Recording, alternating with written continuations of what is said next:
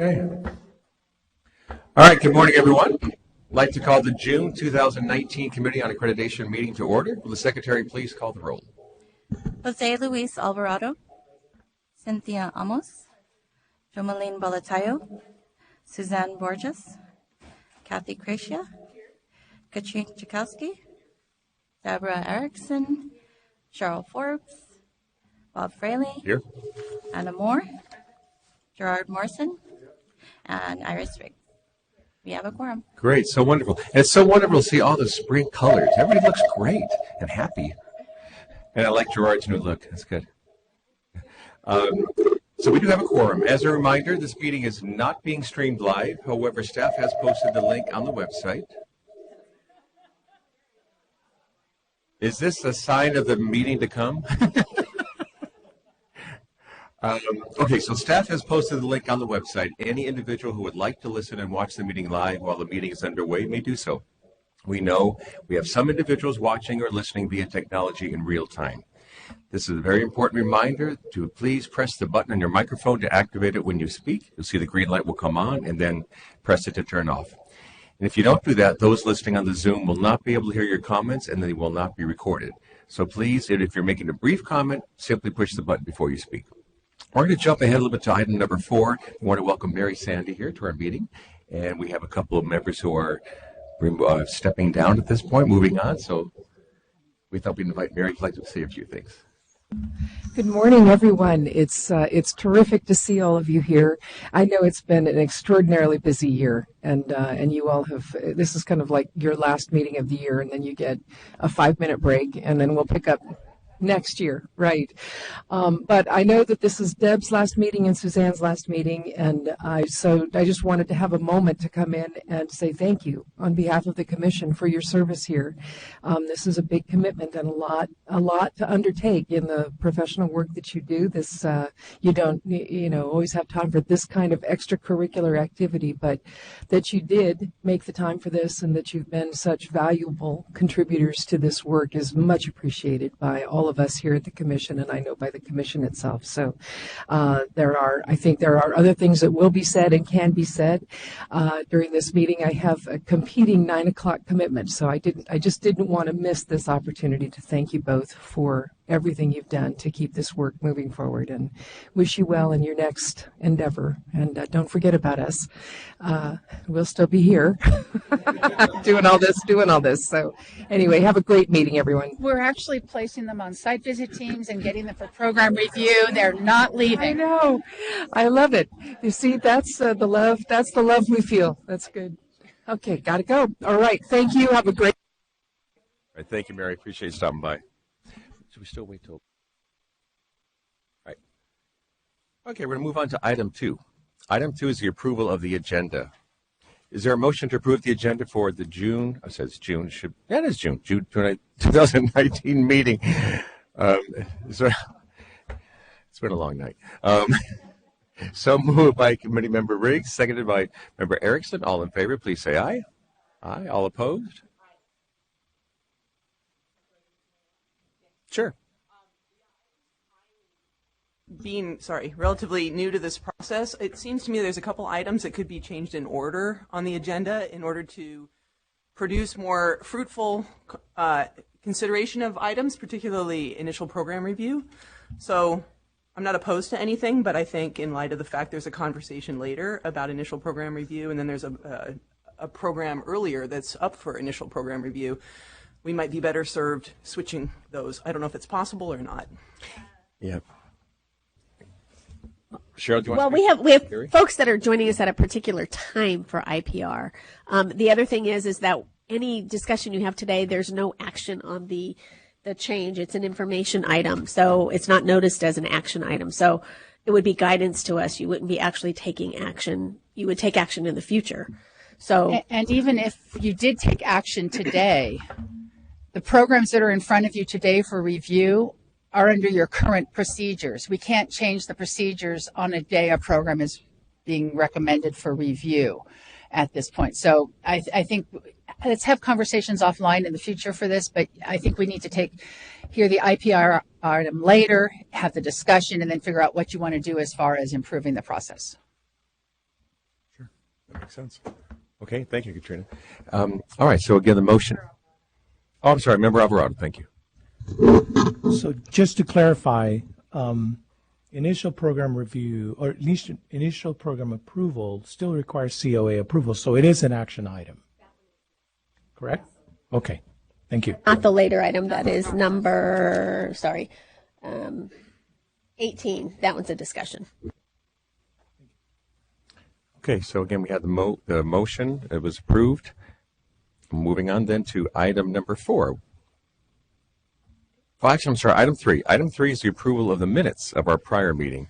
Be appropriate for any committee member not in attendance at that meeting to abstain. Is there a motion to approve minutes of the May 2019 meeting? So moved by Committee Member Borges. Is there a second? Second by Committee Member Crescia. Any corrections or changes? All right, all in favor, please say aye. All opposed? Motion carries. Moving on to item number 4. And before we get to any of the member reports, we want to take some time to, again, follow up on what Mary Sandy had said as far as members Suzanne Borges and Deborah Erickson, who are sadly going to be leaving us at the end of this meeting. Their term ends officially on June 30th, and Mary has already made some comments. And would anybody else like to make some comments at this time before we do our presentation?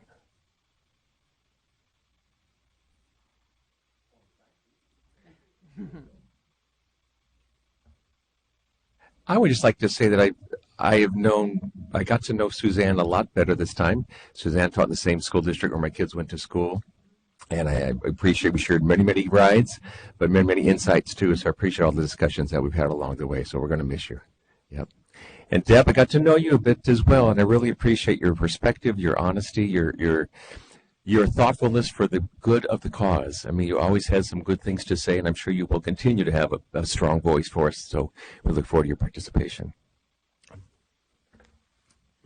And I would say, Suzanne, I've always appreciated those positive comments you give to me at the end of the meeting. We've had some tough meetings, and you're like, good job, and you'll give me a little pat on the shoulder, and that's really nice to be appreciated, and I really thank you for that. And as a K-12 reps that we are, you'll be missed. And Deborah, the work that you're doing out in the field, aside from your work at COA, has been astounding. The stories that you share with us about the work that you're doing is truly impressive, and we are so fortunate to have had you on the COA. So thank you. We'll be watching, and miss you too. Thanks.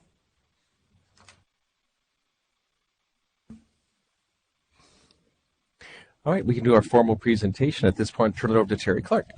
Yes, so we have a little something for each of you, and I have a statement I want to read because Cheryl did a really cool thing. Cheryl actually asked the accreditation staff, give me some comments and give me some help. And so this is kind of a coalescence of what the staff has talked about. So we're going to start with Deb.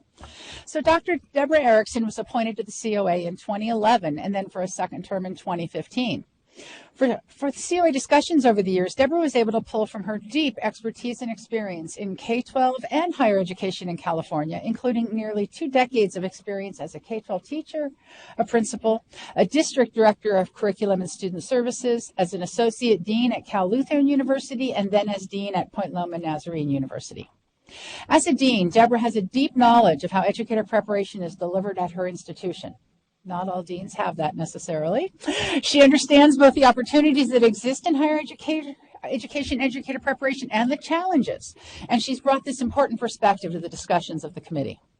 We were fortunate to have Deborah on the committee as she is widely recognized as one of California's leaders in educational administration. Her work with CAPEA, NCPEA, I don't know how to say that one specifically, and the lessons she's learned over the years in operating her own ed administration program serves as an enormous resource to the committee and to the commission. Deborah's expertise in this area in particular has helped us all navigate as we've worked to revamp these standards over the past few years and work to transform the many ed administration programs throughout the state to better address the challenges in our state schools for 2019 and beyond.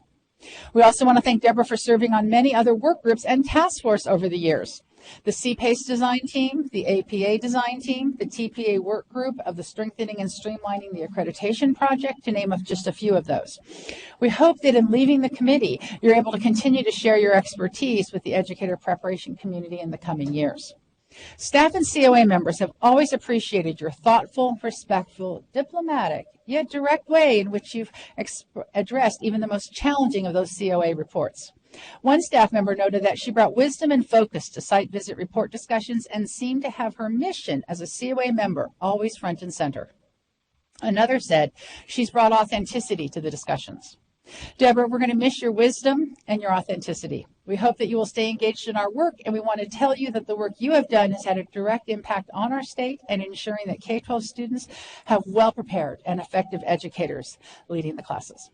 Thank you, Deb. Could I give you a little plaque here?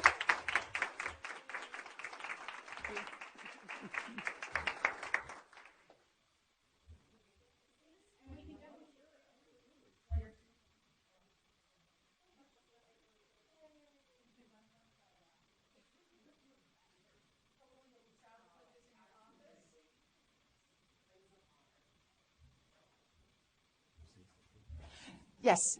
Anyone else want to say something about Deb before I move on to our second retiring member? And Deb, yes, would you like to say something? Absolutely. As I mentioned to Terry earlier this morning, it's really a bittersweet day for me.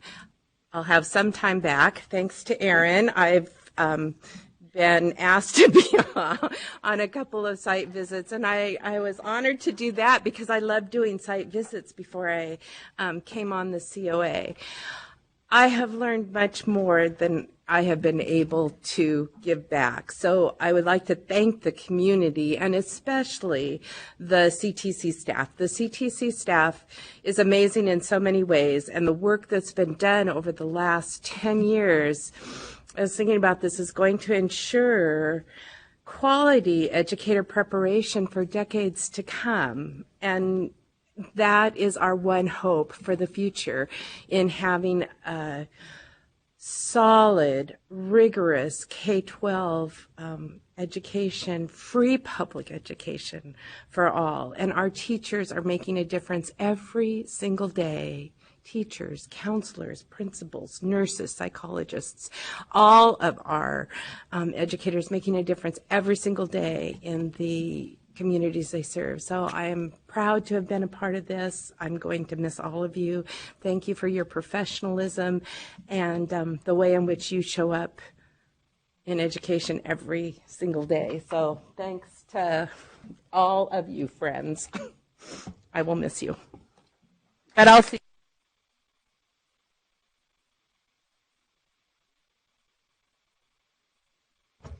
Turning to Suzanne. Suzanne Borges was appointed to serve on the committee in 2015. She brought to the COA many years of experience in both the Orange Unified School District as well as the Placentia Yorba Linda Unified School District as an education specialist and an induction support provider. Suzanne has served on many education-related task forces such as the SST task force, the textbook adoption task force, and of course was an active member of the BIR before joining the committee. Suzanne reviewed many program proposals for the Commission's accreditation system. In addition, Suzanne has always been a strong contributor to the work of rethinking the accreditation during the Strengthening and Streamlining project that we worked on. In particular, Suzanne's deep understanding of the needs of students with special needs and her insight in how best to prepare teachers of special education students has been an enormous benefit to the work of the Commission and of the committee. In addition, her work as a support provider and her many years of experience in BITSA, now known as Induction, has been critical to the committee, especially during this recent transition of over 100 new institutions into the accreditation system. Now that all of Induction is also in the system, Suzanne's really brought an authenticity to those conversations. Members of the committee count on Suzanne to ask tough questions around mentor selection and mentor training, knowing how key these concepts are to having a robust program that will effectively prepare new teachers for the challenges of teaching in today's schools. Suzanne has advocated tirelessly for high-quality preparation programs and held firm on ensuring that programs must address the issues that have been identified by the site visit teams. Over the past 4 years of serving on the committee, Suzanne has been a strong supporter of the accreditation system itself, always reminding the committee that the review process is what we've built together in California. It's one that's conducted by experts from the field, and it's a strong system of accountability and continuous improvement. Suzanne, we're going to miss your support, your insights, your critical perspective into the work of the committee, but we also hope that you will continue to be a willing participant in the work of the commission and the accreditation system in other ways over the years. Thank you very much for your service. I have a little plaque for you too.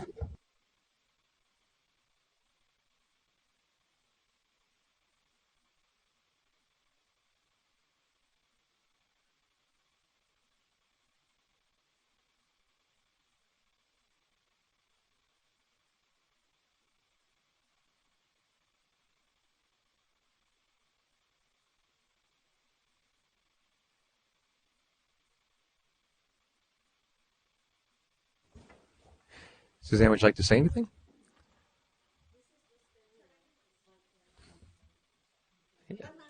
Yeah, right. One last time, right. This has just been the culminating activity from being an intern, second career, started teaching when I was 48, to ending up being on the committee and all the steps in between. And it's been very rewarding, and I agree with Deb that I think I've learned more from it than I've contributed.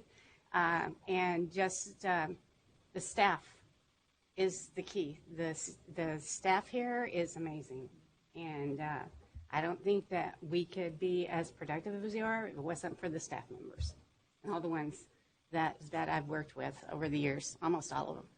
So. Thank you. Anyone else like to say anything? Sure. I just want to, on behalf of the what we lovingly refer to as our travel staff in the division, but our really mighty team of support staff, thank you for recognizing their work as well. Suzanne gave them a special thanks this morning, and I really appreciate that on their behalf, and they were very pleased. Thank you. Sure. Cheryl?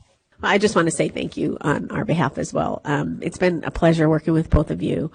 It's not so fun going in front of the commission. We have our guard up a lot more.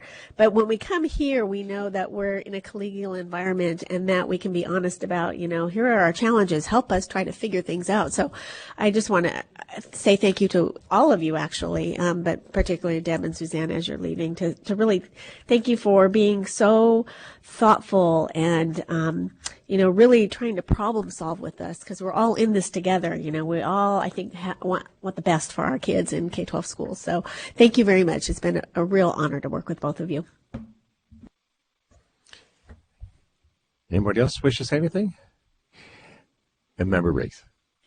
Well, I just wanted to, I'm so excited to sit by Suzanne today and look across at Deb today. I feel really fortunate, but each day that we come here, it's always a surprise. Who do I get to sit by today? And, it's just a joy no matter who it is. And I don't know how many groups you can say that about, that it is just, the integrity and the dedication of everybody sitting around the table, but the two of you will be greatly missed. So. Member Tchaikovsky. So in a similar vein, Deb, I know where you live.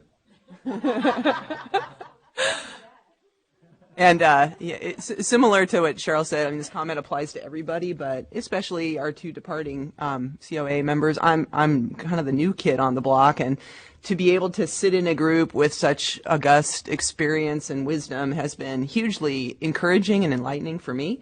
And I know that there's lots of adventures that we can continue to play in, especially down in San Diego. Thank you. I also like the fact that you're both getting sucked right back into it. That's a nice, well played. We do know this is perhaps the end of your term on the COA, but it's not the end of your involvement, so I'm sure we will see you frequently. And thanks again for all your work and your effort, and we're looking forward to your continued work. Thank you very much.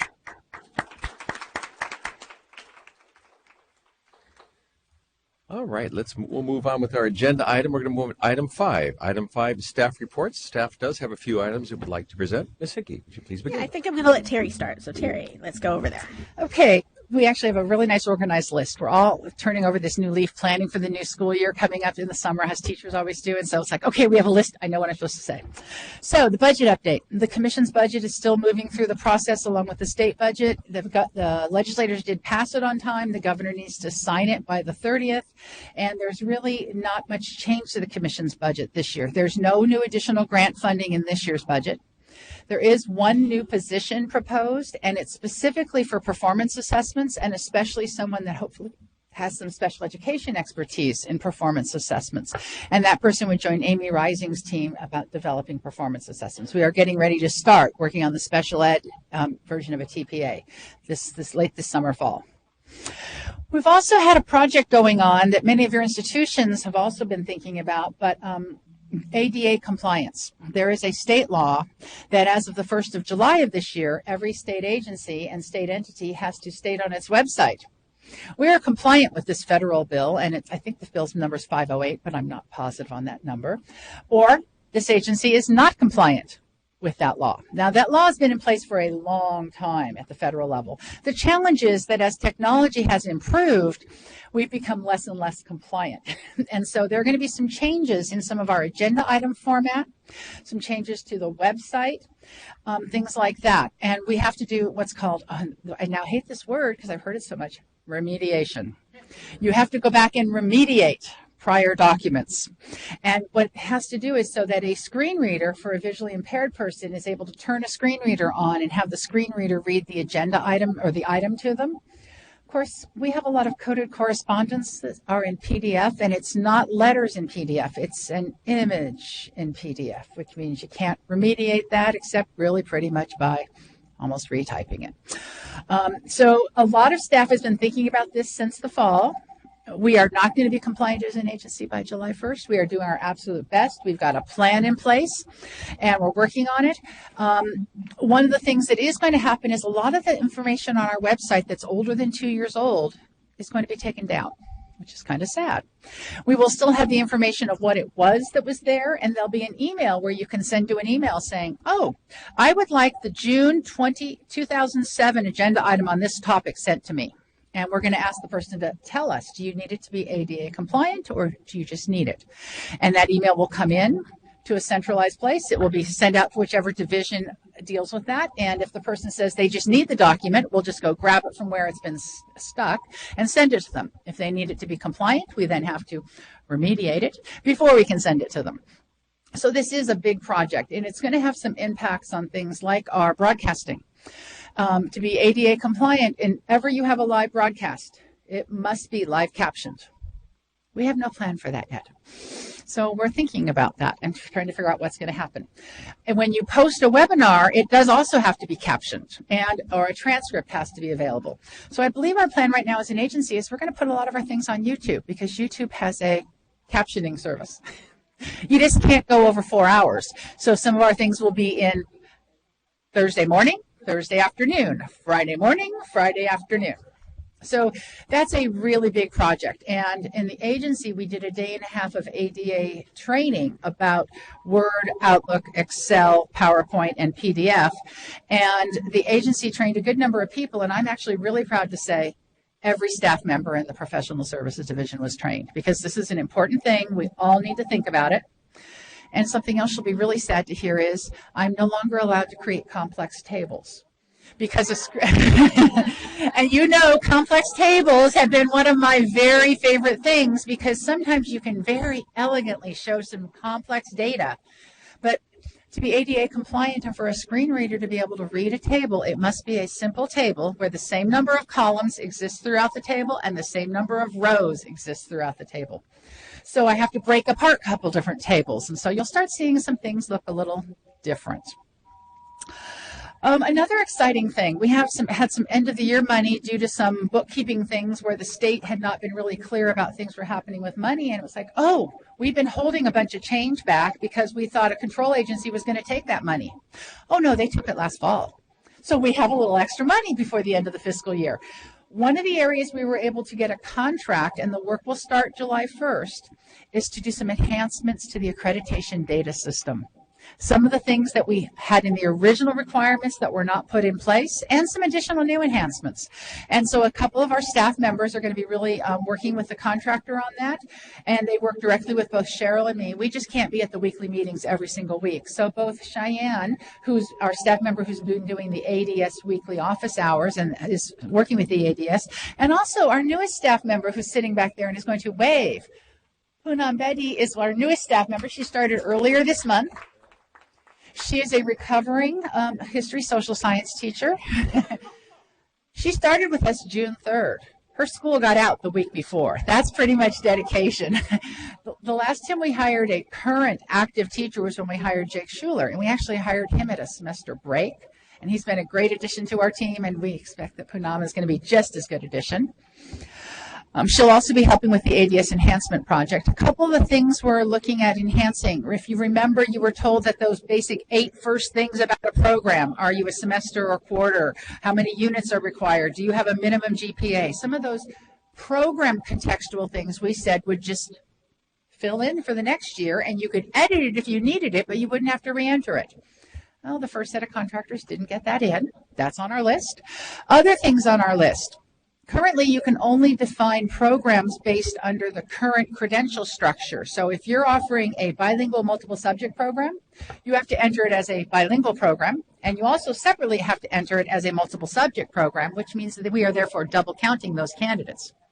We are working on a system, because this is kind of a major back-end change, that an institution will be able to say, this is a multiple subject program, but it is also a bilingual authorization program, and you will not have to double enter. So we're going to work on institutions being able to combine 2 types of credentials in one report. So we're pretty excited about that. One of the challenges is anyone who's been in that system knows that the system asks different of the 40-plus questions based on the type of program.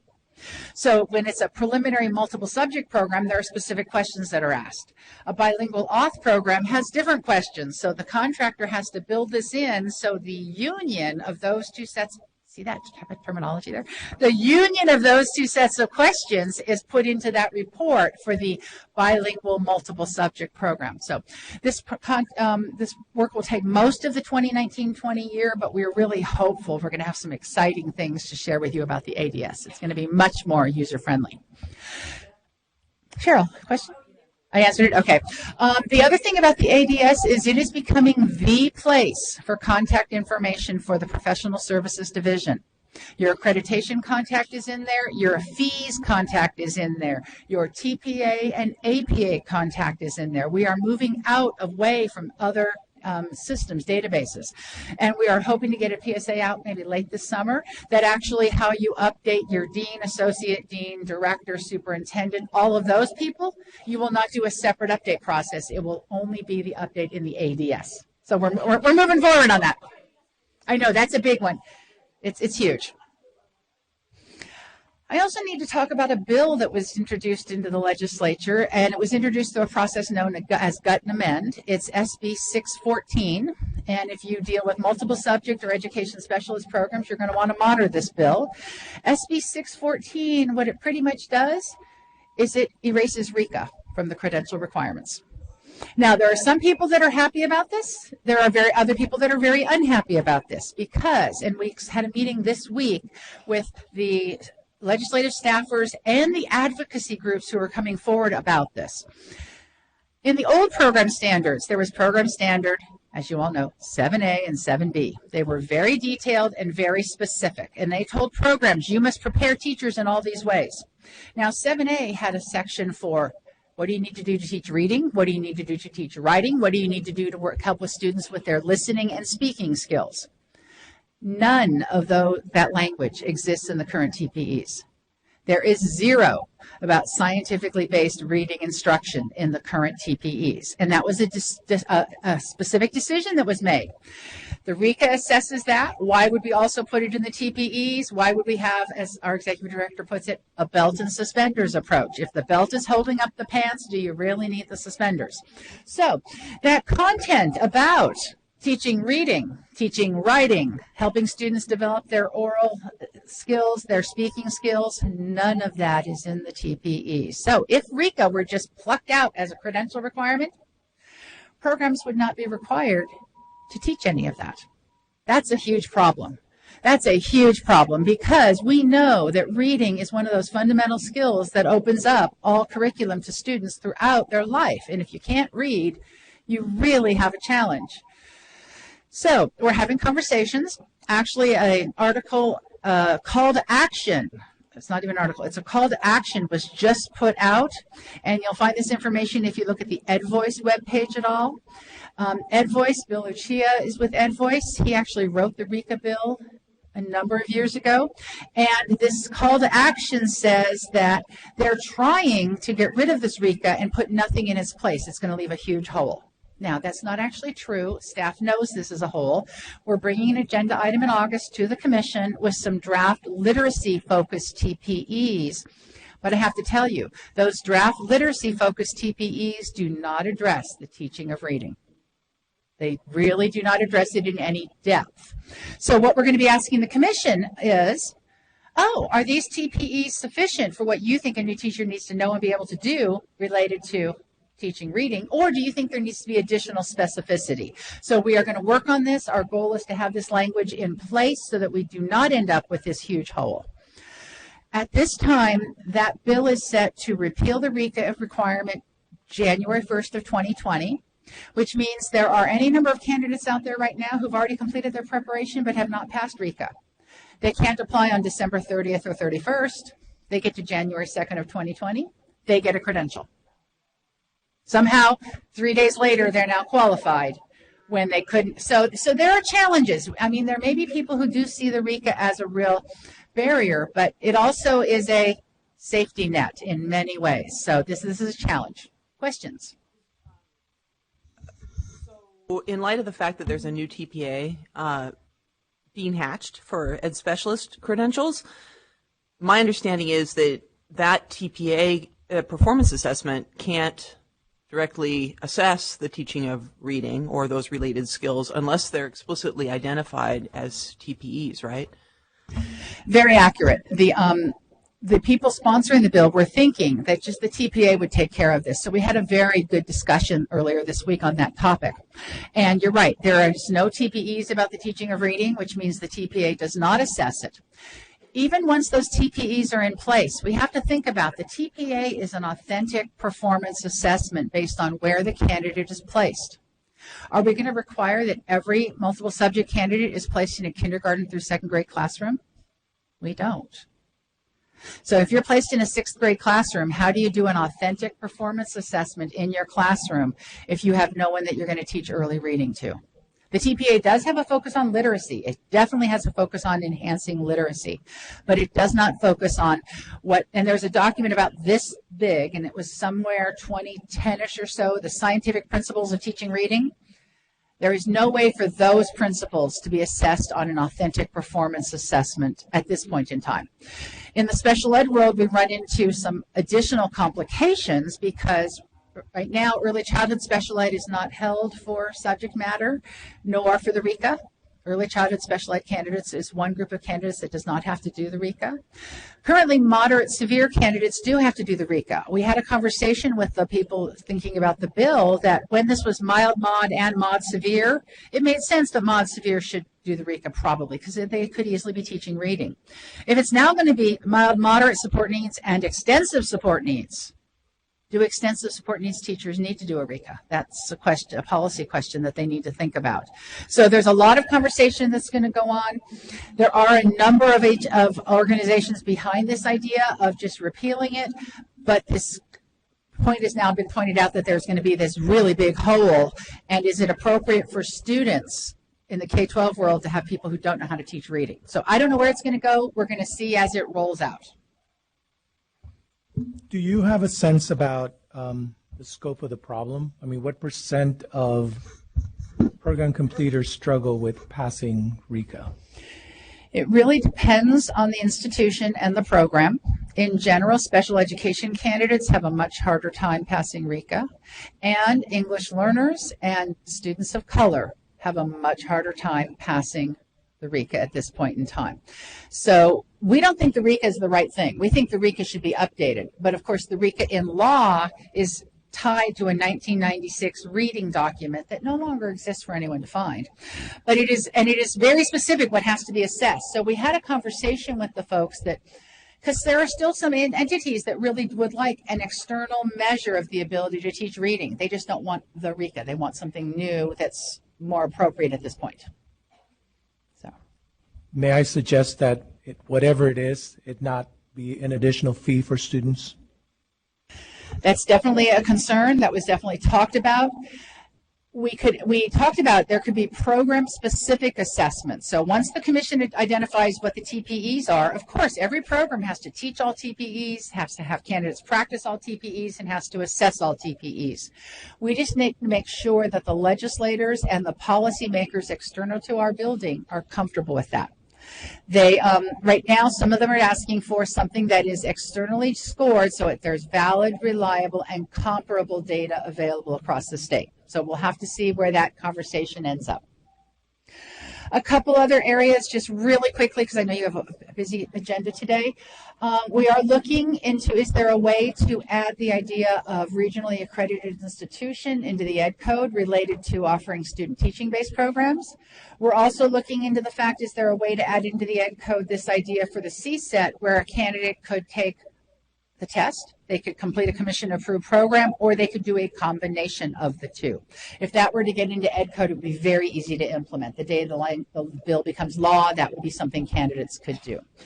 And that pretty much ends my update. I'll turn to Cheryl. Yeah, I have go ahead. A couple of questions, so. Sure, Member Erickson. Just a comment and then a question. It concerns me, and I would like to support and hope all of us would support the professionalism of teachers. We all have coursework, and we all ensure that particularly our elementary teachers are qualified and prepared to teach reading in classes to all children in all of our communities. And my question is, as we move forward, are there spaces in which we need to show up as an educational body to get that message across? Okay. Well, one thing you can do is anyone in the state can subscribe to any bill. You go to the legislative webpage and you can subscribe to 614 and therefore get updates on it. And that way it'll tell you when is it up for public hearing, things like that. I would encourage each of you to talk with your segments. I think this should be something AICCU knows about immediately, the CSU system, the UC system. Both the RECA bill and the idea of getting regionally accredited and the combination for subject matter. Make sure your segments know about this because they can be a really coordinated voice for you. Those are two ideas. Member Alvarado.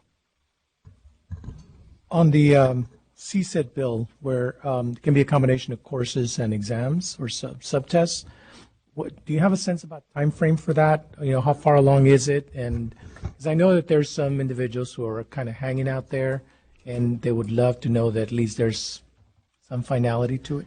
If it got in a bill this year that was signed by the governor, that bill would take effect January 1st of 2020.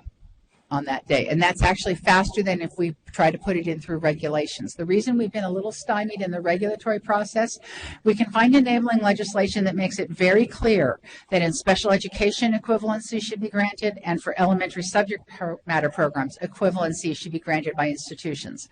We're having more trouble finding enabling legislation to support the regulation language that single subject matter programs should be able to grant equivalencies. And so you need an underlying legislation to support your regulation in many ways, and that's challenging us right now. But if there's not a vehicle for that language, then it may be next year's. That is true. It would be in next year's legislative year if it doesn't get into something this year. Right. Okay, so just a few things on mine, and I'll go quickly because I know we have people waiting and looking for their programs, and you want to have time to talk. So we will have 2 new COA members that will join us at the next meeting. Jo Moline got reappointed, so she will be joining us again. And then we will be joined by Marty Martinez. He's the Director of School of Education at Sacramento County Office of Education. And then Michael Hillis, the Dean of Cal Lutheran. I believe you nominated him, if I recall, Deborah. So both of them will be joining us on August 6th for the teleconference meeting that the committee will be having. They're going to join us in the morning for an orientation to their role. I will actually be out that week, so they are going to be in Terry and Aaron's hands. And then I was hoping to have the meeting in the afternoon. So if you could let Michelle know as soon as possible whether you will be available for a teleconference meeting. Primarily, it should be no more than probably an hour or so. What we need to do, if you recall, and some of you weren't here last year when we did a teleconference meeting, is we need to actually notice on our meeting notice where you're going to be, and it has to be open to the public. So you'll want to be in a public spot, such as your, a district office, or, even a school, a library would be fine, but it should not necessarily be your home unless you're willing to let strangers into your home if they should desire. And you have to notice it. We have to notice it, and you have to notice it on your door to the. How many days before the meeting does it have to be noticed? 10 days before. Can it change once it's been noticed? Absolutely not. And it will be publicly stated. So if it were your house, your personal U.S. house address would be on an agenda in perpetuity. Right. So I we don't encourage want to you do that. to not do this at your house. Exactly. So if you could all shoot an email to Michelle and let her know, yes, I will be attending. We need to make sure that we have a quorum. Yes, Cheryl. Well, I was hoping, because we'll have them here in the morning, I'm hoping to do it around 1:30 or so, 2:30-ish. Yeah. It's August 6th, and it's primarily to approve the programs that are waiting in the wings. That's the real purpose of that meeting, because, there are no site visit reports or anything like that at that point in time. So, yes, Kathy. A hotel. So you're going to be at your offices. Oh, at a hotel. Can you be at a hotel? Oh, yes. Talk to us about that. Yeah, absolutely. Thank you. I'm sorry. Yeah. Sorry about that. I had to rethink what you meant by that hotel. Yeah, as long as you have a U.S. address. Yes. I believe someone actually has done one of these ones from a Starbucks. Yeah. They gave the Starbucks address. They didn't say it was Starbucks, but that was the address of the place they were, because they did not want to do it from there. It was the noise. It was a little hard to hear.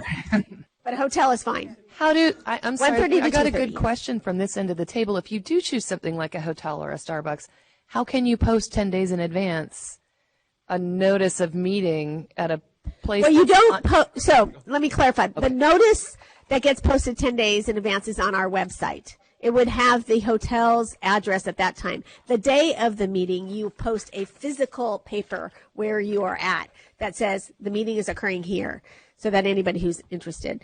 If you're on vacation and at a hotel, not vacation, okay, at a conference, working hard.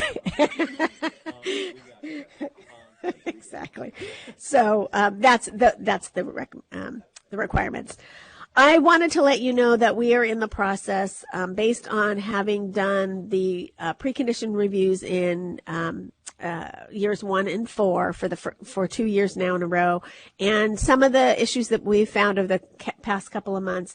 We are really doing a very close read of all the preconditions and bringing to the commission an agenda item that asks for any changes, any regulations we might need, any ed code changes we might need. We're doing a really careful review. We're meeting with our legal team.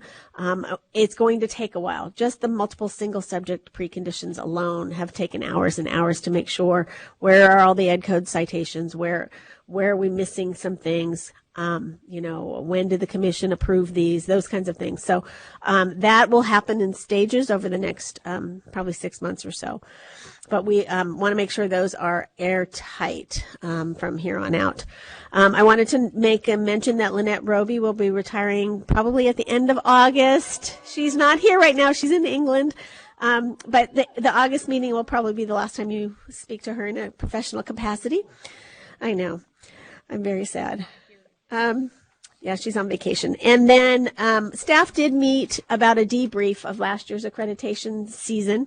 And we had a really good meeting. We put up on the board, things that we need to deal with urgently, things that we need to deal with soon, and then things that we have a little bit of time to deal with. So we have a lot of things that we're working on. For instance, precondition findings in the report, where we want to standardize where and how those are treated in the reports for you. We want to have a calibration on Standard 5, Common Standard 5, the program impact. It's been 2 years now. It's time to do that. So there's a lot of those kinds of things. Staff was very, very helpful in kind of coming up with a list of where do we go now. So you'll be seeing some of those items in your future meetings. And I think that's probably it. Erin, you want to quickly say a few things? And then we're done. Yeah, I can shorten this a bit. Obviously, today's meeting wraps up site visit reports for yellow cohort, and we are full steam ahead moving towards the orange cohort year, which is 1920 next year, beginning with our first site visit that will occur already end of September, early October. So teams have been formed with the exception of a few. People kind of drop in and out, and some areas, as you know, historically are kind of hard to find sometimes reviewers for. But for the most part, the 32 site visits in Orange cohort teams are fully subscribed and we're ready to go. We are looking already at red. There's 33 institutions in the red cohort. Site visit dates have been tentatively assigned. A survey went out. Institutions let us know their top 4 picks. I created a spreadsheet. Cheryl and I have some time tomorrow to look at that and hopefully get those red dates set. A call for reviewers who are interested in participating in program review, which then gets them towards becoming full BIR members. That survey went out in the e-news the beginning of June, and Terry sent a separate email to all deans and unit heads about a week ago. So we've gotten some response for that. I have 11 tentative dates set for program review over the course of fall to some dates in January. We probably won't need all of those, but it's better to have them set. And once we make some assignments, I'll know what can drop off.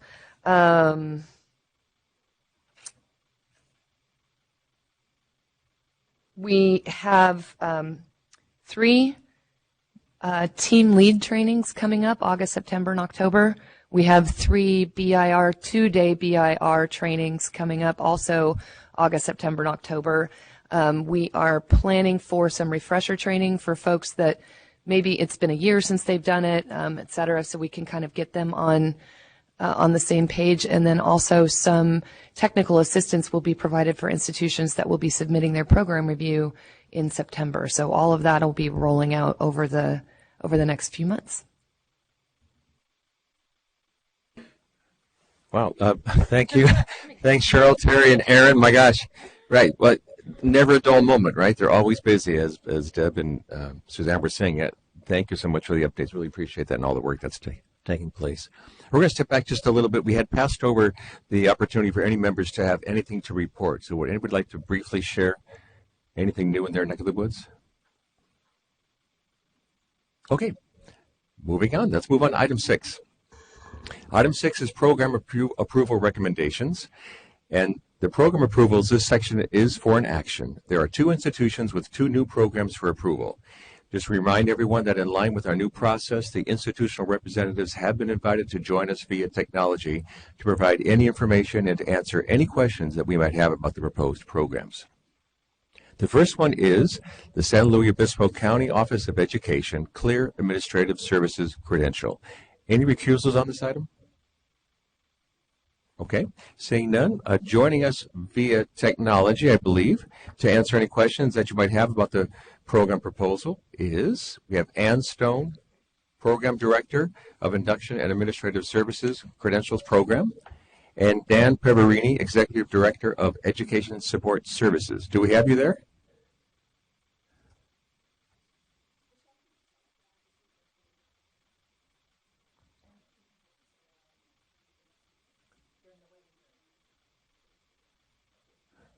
Okay, then Vince needs to let them in.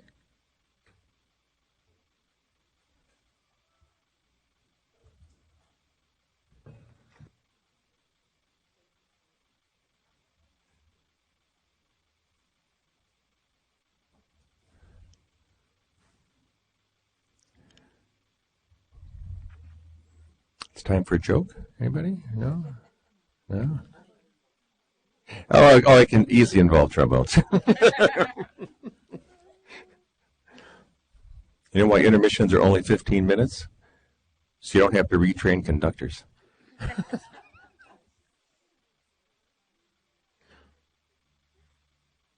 Nobody? Anne, can you hear us? Anne, if you're talking, you're muted. We can't hear you. Oh, technical difficulties? Yeah. She's on email? Oh, here's somebody. No? No, that was Terry. Okay, well, I guess we could have to move forward without being able to have access to the program folks. Do you want to move on to Fresno Pacific or come? I just discussed this one at this point. Michelle, can you hear me?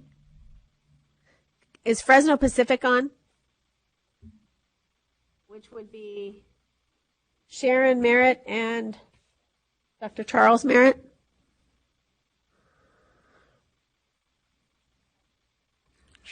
Okay, looks like we on? Yeah. Okay. I can hear somebody. somebody. Who is that Hi. that's speaking? Hi, who is this? This is Sharon Merritt. Great. All right, so we're going to take up Fresno Pacific then. Sure, yeah, well, moving on. Great. Hi, this is Yep. Chuck Merritt. Great, thank you both for being with us. So, committee, this is the Fresno Pacific University Bilingual Authorization Spanish. Any recusals on this item? Okay, we've already heard from VIA Technology representatives from Fresno Pacific University. We have Dr. Sharon Merritt and Dr. Charles Merritt. Would you like to say anything to us about the proposed program? Well, we've been working on it for the better part of 2 years in getting it up and running. I had the pleasure of working with Juan Flores as our consultant. We're very excited about beginning the program, if possible, this fall, and have a group of students who are very interested in beginning in the fall. Our intention is to enroll students at all 3 of our centers in the future, but we are beginning just at our Fresno main campus to start with. So I don't know if there's anything else that we have to share. I entered the process later, about the time the proposal was submitted, so Sharon and Juan get the credit for its development, but since then I've been appointed a coordinator and have been working on all the ancillary procedures, etc. All right, thank And you I both. guess I would just add one last thing. Sure. We have been very busy contacting and in discussions with a number of school districts in the Central Valley regarding their expansion or their creation of new dual language programs. And we both have a background in dual language education, so we're very much both excited about the prospects in the Central Valley and aware of the needs that these programs will have as they start up. Great, thank you. Any committee member have any questions or comments you'd like to offer? Okay, seeing none. This is an action item, right? So we do request a motion by any committee member. So moved. What is the motion? Member Erickson. Okay, so moved. Seconded by Committee Member Forbes. Any further discussion? All in favor, please say aye. All opposed? All right, motion carries unanimously. Thank you very much. We know it's a huge undertaking beginning a program. We respect what you're doing and admire, and thank you so much for your work. We look forward to hearing more from you down the road. Thank you very much. Thank you. Absolutely. Do we now have I San think Luis Michelle is checking at the moment, I think, but I think we have to go on even if they're not on. Anne's on. Anne, can you hear us? I can. All right. There we Thank go. you very Okay, good. much. So we're back to San Luis Obispo County Office of Education for the Clear Administrative Services credential. We already determined there are no recusals. And on technology, there is Ann Stone, Program Director of Induction and Administrative Services Credentials Programs. Did I get that right? You did. Okay, great. Welcome. Would you like to say anything briefly to the committee about the program itself? I'm very excited about this has been a long and arduous journey getting to this place, and as I'm sure you're aware, but the good news, the really good news is that I have learned a tremendous amount along the way and have had the opportunity to make adjustments from my beginning thoughts about what this program would look like to now. And I just think that it is going to be of tremendous value to our new administrators in the county. So. Okay, thank you. Any committee member have any questions or comments? Okay, seeing none, is there a motion? So, and what's the motion, Member Borges? To accept the committee's recommendation for the staff? Okay, is there a second? Second by Co-Chair Moore. All in favor, please say aye. All opposed? Motion carries unanimously. Congratulations. You're on your way. Thank you very much. You bet. Thanks for taking the time to join us. Appreciate it. My pleasure. Okay, we're going to move on to item 7. 7 is the program change of status, and this item is divided into 2 parts. Part 1 includes items for action by the COA, which include request to withdraw, request to reactivate inactive programs, and request to add a new content to an existing program. Part 2 provides information on programs that have transitioned to revised program standards and programs that have elected to change to inactive status. These items are for notification only and require no action by the COA. So starting with Part 1, Section A, B, and C. Section A, Program Withdrawals. Section A, it says for action, there are 4 program sponsors withdrawing 5 programs. Azusa Pacific University, Teacher Induction, effective July 31st, 2019. Lawndale Elementary School District, General Education, Multiple Subject, Single Subject Induction, effective August 1st, 2019. Sonoma State University, Specialist Teaching, Reading and Literacy Leadership Specialist, effective June 30th, 2019. And also same institution, the Adapted Physical Education, Added Authorization, effective October 15th, 2019. And then Temple City Unified School District, Teacher Induction, effective June 27th, 2019. There's a note that Temple City is withdrawing its only approved program, but has requested that it maintain institutional approval because it will be submitting a program proposal for Administrative Services program in the near future. Procedures for us in the COA do allow an institution to withdraw its remaining program, and if requested, may continue to hold program sponsor status if it is so approved by the committee. So in essence, the request is to maintain institutional approval for Temple City Unified, and the letter in the agenda insert on the web, the letter is in the agenda insert found on the website for this meeting. All right, a lot of notes there. This section is for action. Are there any recusals? All right, is there a motion? Motion by Committee Member Alvarado, and could you state the motion? Okay, so moved. Is there a second? Second by Member Erickson. All in favor, please say aye. All opposed? All right, motion carries. Moving on to Section B, Program Requesting Reactivation. There are 2 program sponsors requesting reactivation. The first is Alliant International University requesting to reactivate their Preliminary Administrative Services program. For that, I'm going to turn it over to Gabe Roby, and please note that their request is available on Insert B on the COA agenda website. And representatives from Alliant are available. We have them by video technology? There should be 3 of them there. Not yet? They're not on. Okay. They're waiting. They've been on, listening. They're in the waiting room. Is there anyone in the waiting room that needs to be let in? Like a doctor's office, right? You wait, and then...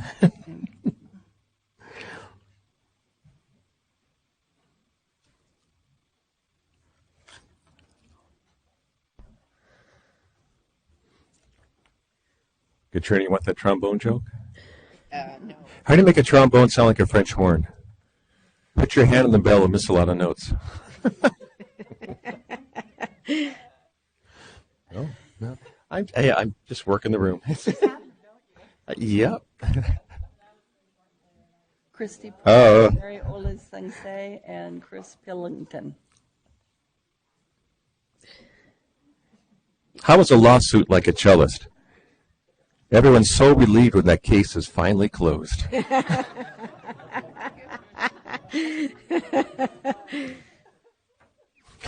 Musicians.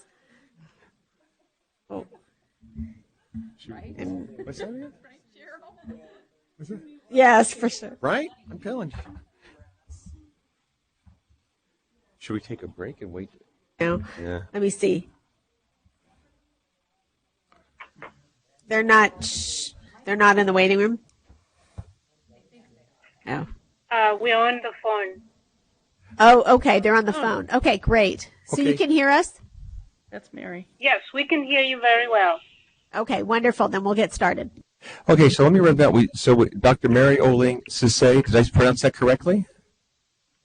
Is she there? Yes, that is correct. Oh, thank you. Senior VP and Dean. Dr. Christy Pruitt, Assistant Dean. Are you with us? Yes.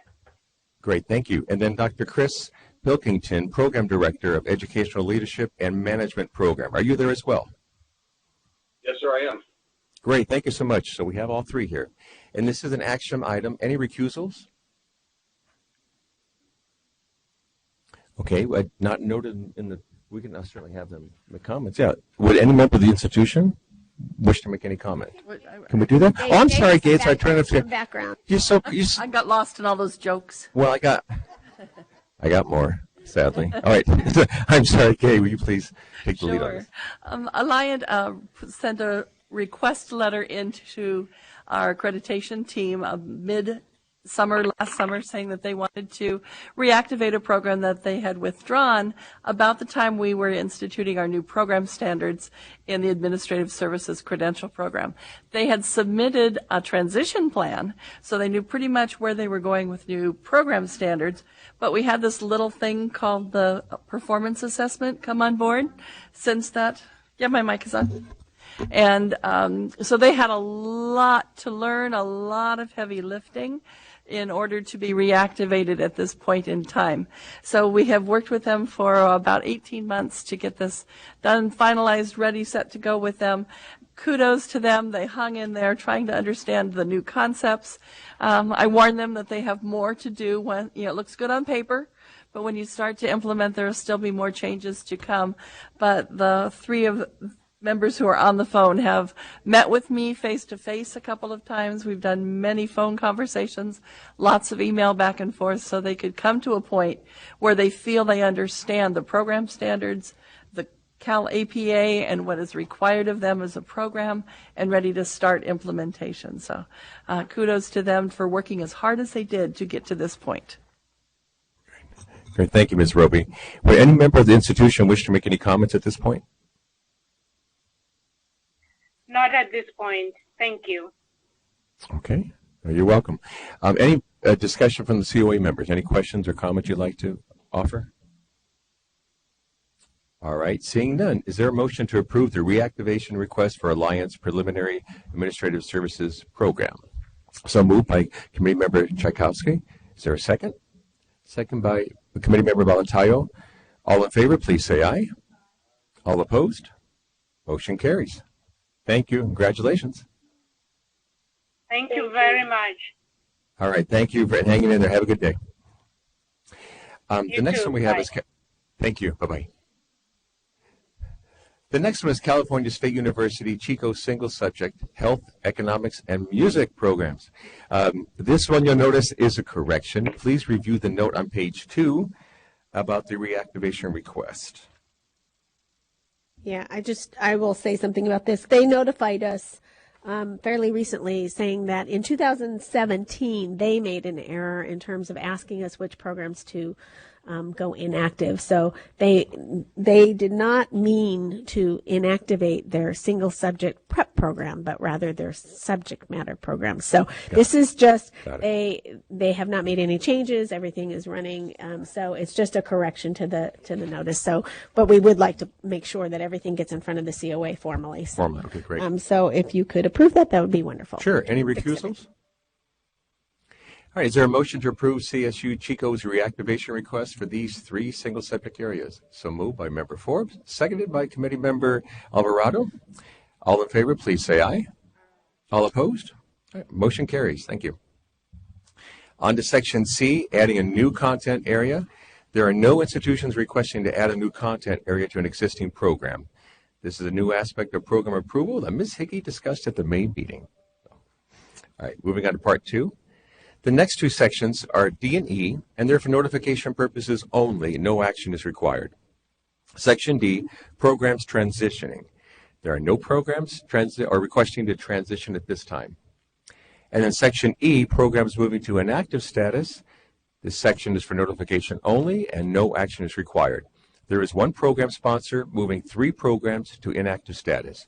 United States University, the preliminary multiple subject, effective December 31st, 2019. Preliminary single subject, effective December 31st, 2019. And bilingual authorization, Spanish, effective December 31st, 2019. That brings us to item 8. And do we have representatives? Okay, great. Yeah, so we invite representatives from Fortune School to come to the table, please. So item 8 is the initial program approval for new sponsor programs. And there is 1 initial program approval for a new program sponsor to report at this time. It's Fortune School, a preliminary multiple subject, single subject intern, preliminary education specialist intern. And does anyone need to recuse themselves? Okay, we have Consultant Hart Boyd present the item, and joining him at the table is Carmi Preston, Coordinator of Teacher Education. Welcome. And Dr. Is it Roque Newt? Huh?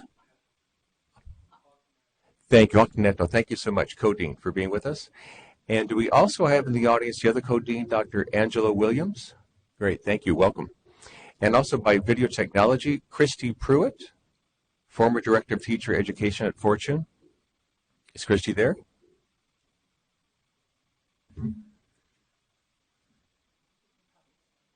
Okay. Who worked close? Got it, right. And so Christy worked on the documents for the preparation. And then we also have Dr. Margaret Fortune, President and CEO. So all these institutional representatives are available for any questions or comments. And Consultant Hart Boyd, will you please begin? Yes, thank you. At its April 2018 meeting, the Commission on Teacher Credentialing granted Fortune School provisional approval to be a program sponsor in California. And in November of 2018, the Committee on Accreditation granted initial program approval to Fortune School's Preliminary Administrative Services Credential Program. This item brings forward the remaining program proposals for the Fortune School program seeking initial program approval. The proposed preliminary multiple and single subject and preliminary education specialist mild-moderate district intern credential programs have already been running through a partnership between Fortune School and Mount Diablo Unified School District. If the proposed programs are granted initial program approval, it will separate Fortune School from Mount Diablo Unified School District, whereby Fortune School will run the programs independently. With us today are Carmi Preston, Coordinator of Teacher Education, Dr. Roque Neto, Co-Dean, and Margaret Fortune, President and CEO. And joining us via Zoom is Christy Pruitt, former Director of Teacher Education. They will be available to answer any programmatic questions you may have. Okay, this is an opportunity for any member of the institution to make a comment. We don't have any comments at this time. I just wanted to thank the committee and the actual CTC staff for helping us through this process. It's been a very long process and we've been working hard on both ends. And just thank you so much for getting us to this point. We're very excited. Right. Thank you. Any committee member wish to engage in discussion, ask a question, offer a comment? Co-Chair Moore. Thank you for the well-framed document. Appreciate it. I just had a curiosity question. Page 3, it says the courses will be aligned to the institution's conceptual framework, which is based on the following components. High expectations. I get that. Choice and commitment. Nice to give that to your students.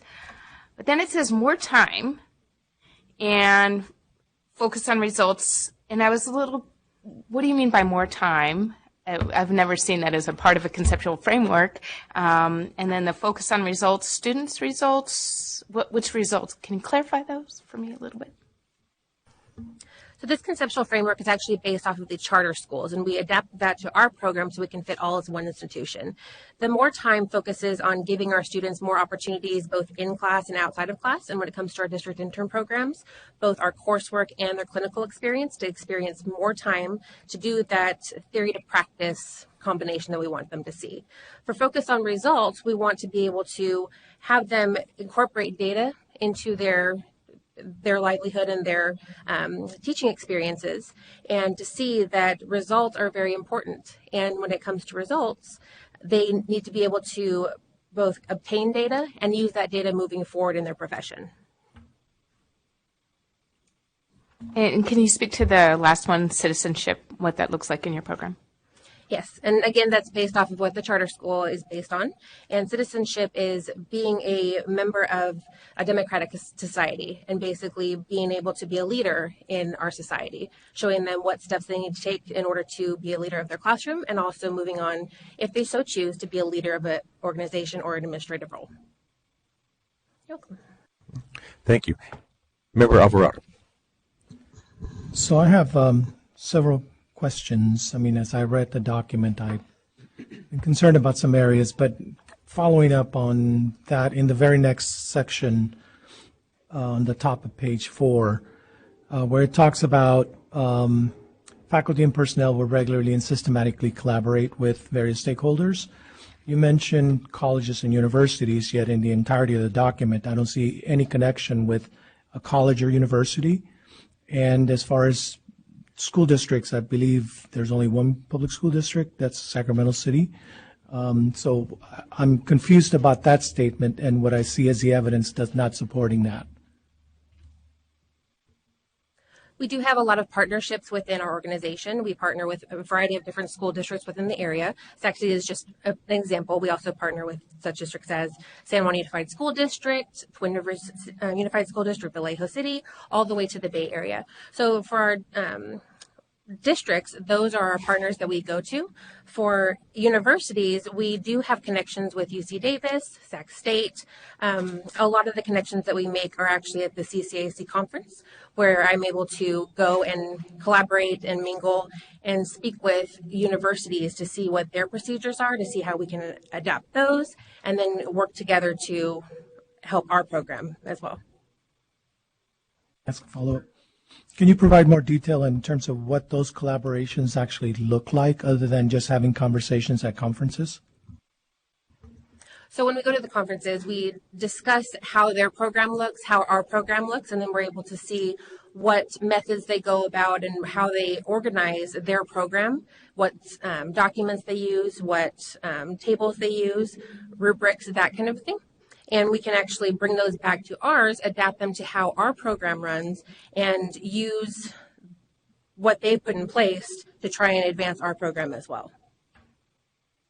Yeah. All right, thank you. Member Riggs.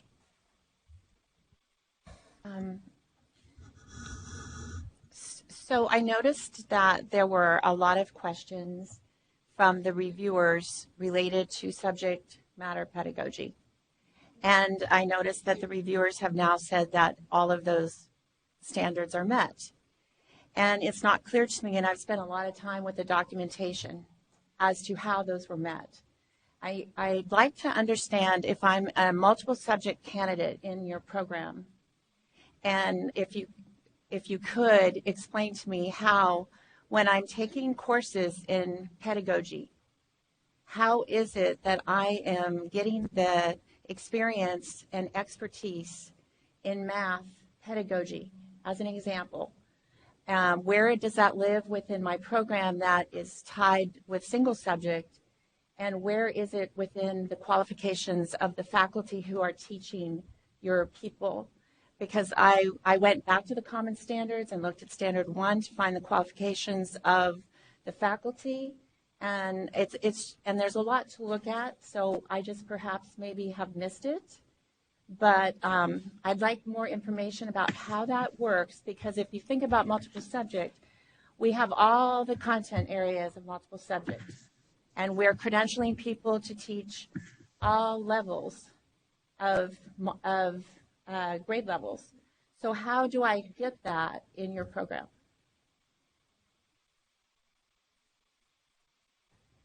Okay, I think the first point is, yes, they did say that we met the standards, because we went back and forth, apparently for over a year, answering the questions. Yeah, so that's correct.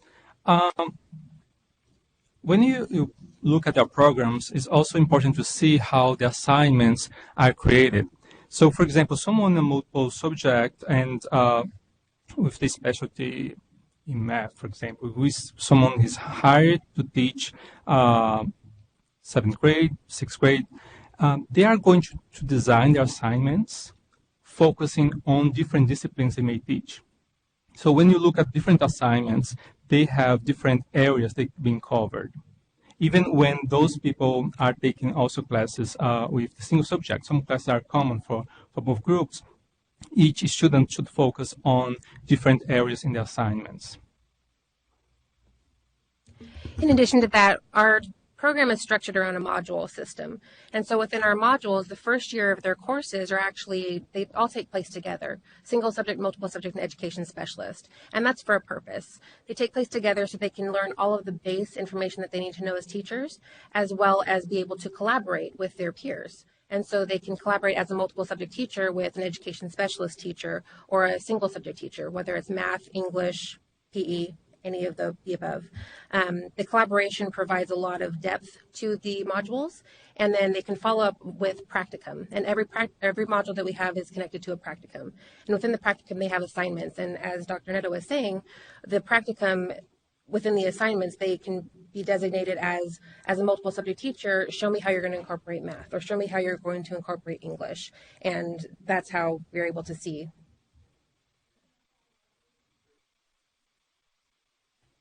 Okay, that's pretty much what I understood from the documentation, and it does sound like a good amount of collaboration, and I think that's very healthy to have the collaboration amongst different grade levels and different content areas also.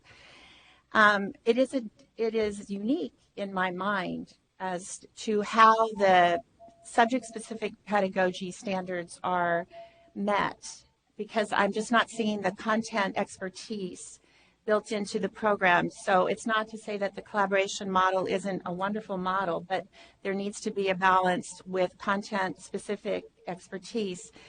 And through the syllabi, I see all the time the general TPEs cited, but I'm not really seeing a reference to the subject-specific pedagogy standards that are also part of the standards for multiple and single subject programs. And so, as an example, I'm looking here at the exit survey items that have been created to ask the candidates of all of our programs in multiple subject.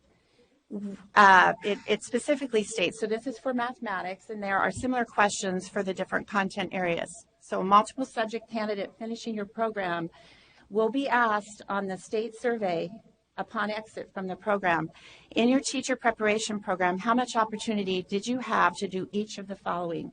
Very specific questions. Learn typical difficulties students have with place value. Learn typical difficulties students have with fractions. Use representations to show explicitly why a procedure works. Prove that a solution is valid or a method works in all similar cases. There are multiple questions like that. That's just a sampling.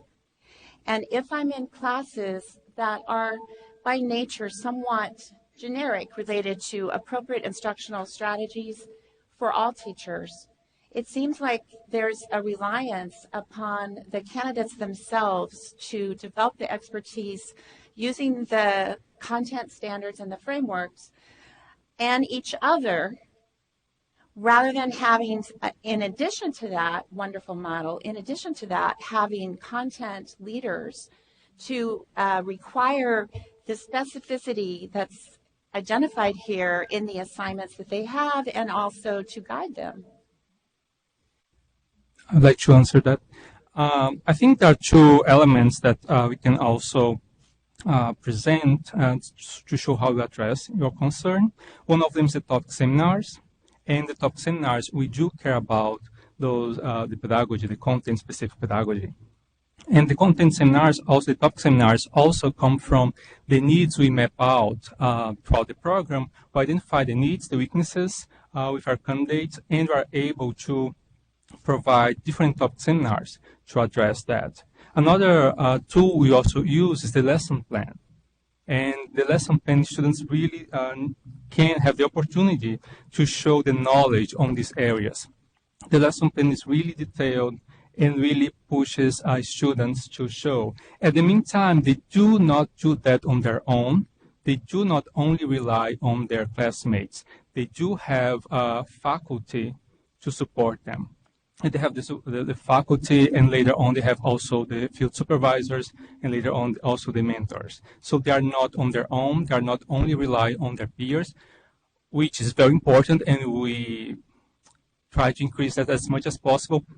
But we do have qualified faculty, we do have qualified supervisors, and qualified mentors for that, also to bring the support system for them, also in the content area. I just wanted to add one more thing. In addition to that, when it comes to the modules, we do have visiting instructors. And so we have visiting instructors that are experts in their area. So if there is a multiple subject need, we have a visiting instructor go in to help the multiple subject students, as well as the single subject and education specialists, so they all get a multiple subject perspective. We also have education specialists that specialize in their area go in and do an education specialist session.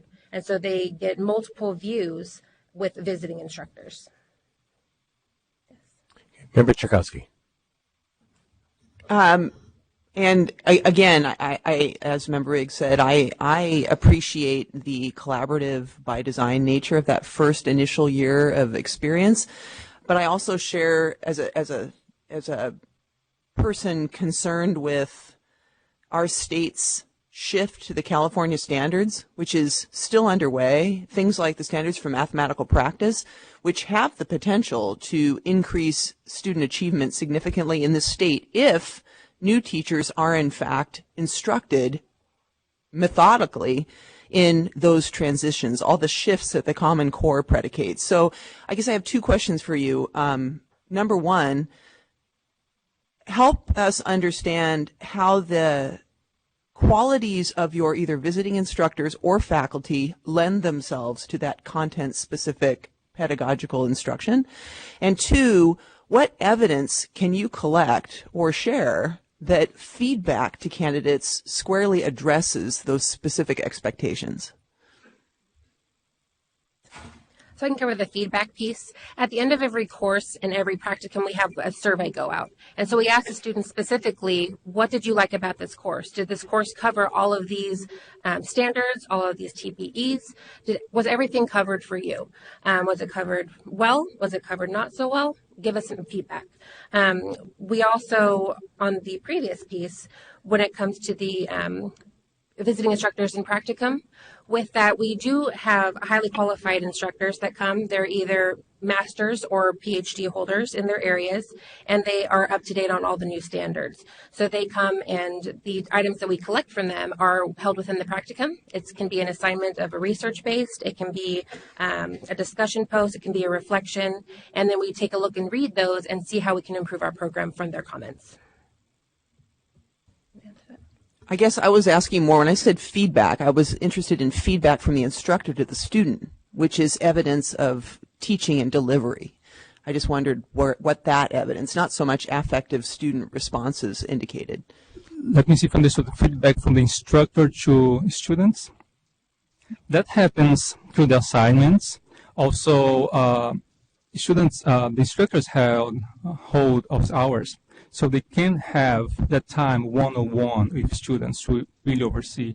In addition to the feedback for each assignment, which can happen online, but also is more likely to happen one-on-one in a meeting, so they can provide the proper feedback in terms of the content. At the same time, also, I'd like to say, and I understand that standards are constantly evolving, and we also need to remember that this application is also dated in the sense that we submitted our materials at a certain point if the requirements were specific requirements, and we kept evolving over a year, addressing more issues and more issues. We cannot address issues that are yet to come. We have addressed the issues that are proper to the time of the submission of the application. I think the reason why I asked my question is I'm interested in you looking ahead.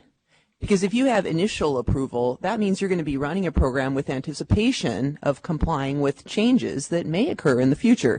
So I guess my question is also designed to help us collectively consider how it is that you're going to evidence alignment with the standards as they've been presented. You know, what does that evidence look like? It's not always that easy to develop those means of generating and collecting that evidence that would help answer some of our questions in the future. And that's why it's also, I'll let Dr. Christie join in, but that's why also we are closely involved with the organization, the commission, in attending all the meetings and going through and reading all the materials to making sure that we are caught up and following the proper path. Dr. Pruitt? Dr. Pruitt, can you hear us? We started to hear you. We thought you were offering a comment or response. Okay. While we're working on that, committee member Alvarado, do you have is she there? Dr. Pruitt, can you hear us? Yes, I can hear you. Can you hear me? Yes, now we can. Thank you. Do you wanted to comment? Okay, thank you. Please, I would like to comment, please, on the pathways to show evidence for growth. We have Fortune developed 2 ways in which to show growth and also to speak to the pedagogy. The courses are aligned with practicums, and within these practicums are specific subject matter assignments, as well as we have various visiting instructors that speak to the topics at hand. And this is, again, all through the practicum, and we sent screenshots to show the various levels of pedagogy and theory that are addressed. This is a course that is aside from the main curriculum, which allows us to connect theory, or allows Fortune, to connect theory to practice. In addition to that, another pathway for growth is through the topic seminars. Fortune built the topic seminars into the curriculum to allow for various stakeholders and various communities of practice to share their knowledge and expertise to the interns. Those are spread out throughout the academic year. They are integrated within each course, and they vary depending on the needs of the interns. So while we have best practices aligned, we have partners with instructors at other institutions, at universities. While we have people lined up, we also allow that opportunity to be flexible and listen to the needs of the students and what they are requesting. For example, we had students last year requesting to learn more about tools used for special education and tools used for determining if students possibly need to go in the direction of being identified as special ed or having needs met. And we had experts come in during those topic seminars to deliver that type of pedagogy to the interns. Thank you. Member Alvarado? I had similar concerns with regards to content area expertise as it relates to the education specialist program. In looking at the document, I found that the document, as well as the course syllabi for the modules as well as the specific courses, and there seemed to be almost like a cursory mention of some things without any evidence that it was really being covered. Even as in the assessment assignment, for example, it mentions that the students will be engaged in conducting norm reference standardized assessments. And I think there's a line that says, and they'll have opportunities to learn that in their practicum. But that's a very nuanced and very technical way of learning how to do that. And so I really didn't see that. And I'll allow you to provide an opportunity to respond to that. But also, even on page 18 of the education specialist handout, under co-planning and co-teaching, there's a narrative there that it's a lot of words, but they don't mean a whole lot of anything to me, and certainly don't speak to co-teaching or co-planning. So again, it just seems to me like there seems to be some depth with regards to the ed specialist in both content and in the rigor of what's being covered here. So, yeah, go ahead. Okay, thank you. This is Christy again, and so those were a couple of questions, and I'd like to try to address a few of those. So, as far as the alignment of the assessments and addressing those assessments at various levels to show that there is a depth of knowledge, the instructors use a proficiency alignment, and the assignments, not only that, are they met at the I, the P, and the A level as required by the matrix, but those culminating artifacts are hit at various levels throughout the 2-year program to get deeper within that depth of knowledge. So, for example, they will complete a classroom management plan during pre-service at a proficiency level of a beginner. And then they will work on that plan 2 more times throughout the 2-year program to develop their level, to develop the plan as their level of knowledge develops. And this is all tracked through a proficiency alignment where the instructors are involved as well as the members of Fortune. And then the evidence for co-planning for Gen Ed as well as for students, special ed students, there are a variety of tools used that have them that have checkpoints for co-planning. And just to name a couple of those tools, there is the log sheet, which has a co-planning construct that has to be met and logged, and that has to be signed off by their on-site mentor as well as viewed by the university or the Fortune supervisor. And then the other thing is a lesson plan. So within the lesson plan, they do have to show that there is a certain level of co-teaching and co-planning happening. And the lesson plan template for Fortune, there is a template for the general ed pathway, but we had a special ed expert redesign the template so that it did better address students, the students majoring in education specialists, and one of the components of that lesson plan is co-planning and co-teaching. Okay, Member Forbes.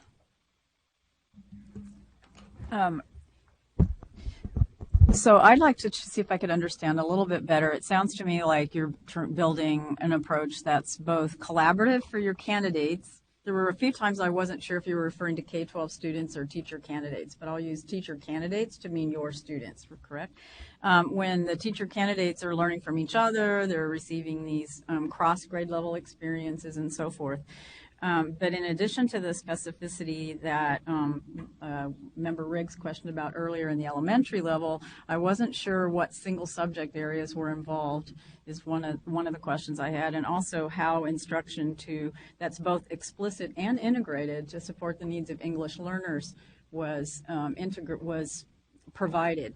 And one of my questions specifically stemmed from the fact that on page 7, at the top of the page, it says that visiting instructors with education specialist and or English language learner, and then it says ELA, which isn't English language learner, that's English language arts, are needed. So I'm thinking, for example, if you have it sounds like it's very tailored to whatever individual student candidates are in your program at the time. So for example, maybe you'd have 3 people in biology and 1 in I don't know which single subject areas are included.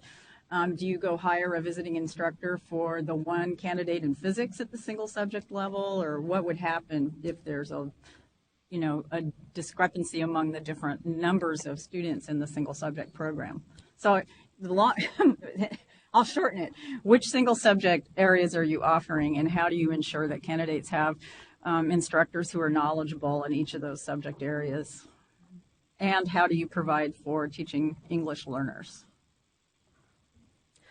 So for the single subjects, we offer English, science, math, and it's all the sciences that we offer. So English, science, math.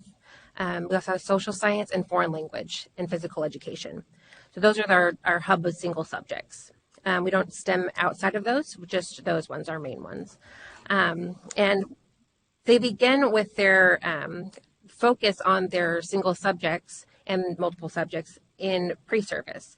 And during pre-service, they have what's called instructional planning, where they learn how to plan and prep for that single subject itself. And they learn really how to teach the core of what that single subject is. And when it comes to English language learners, I can actually have Dr. Netto speak to that. He's currently teaching the course. Yeah, just finished teaching that course.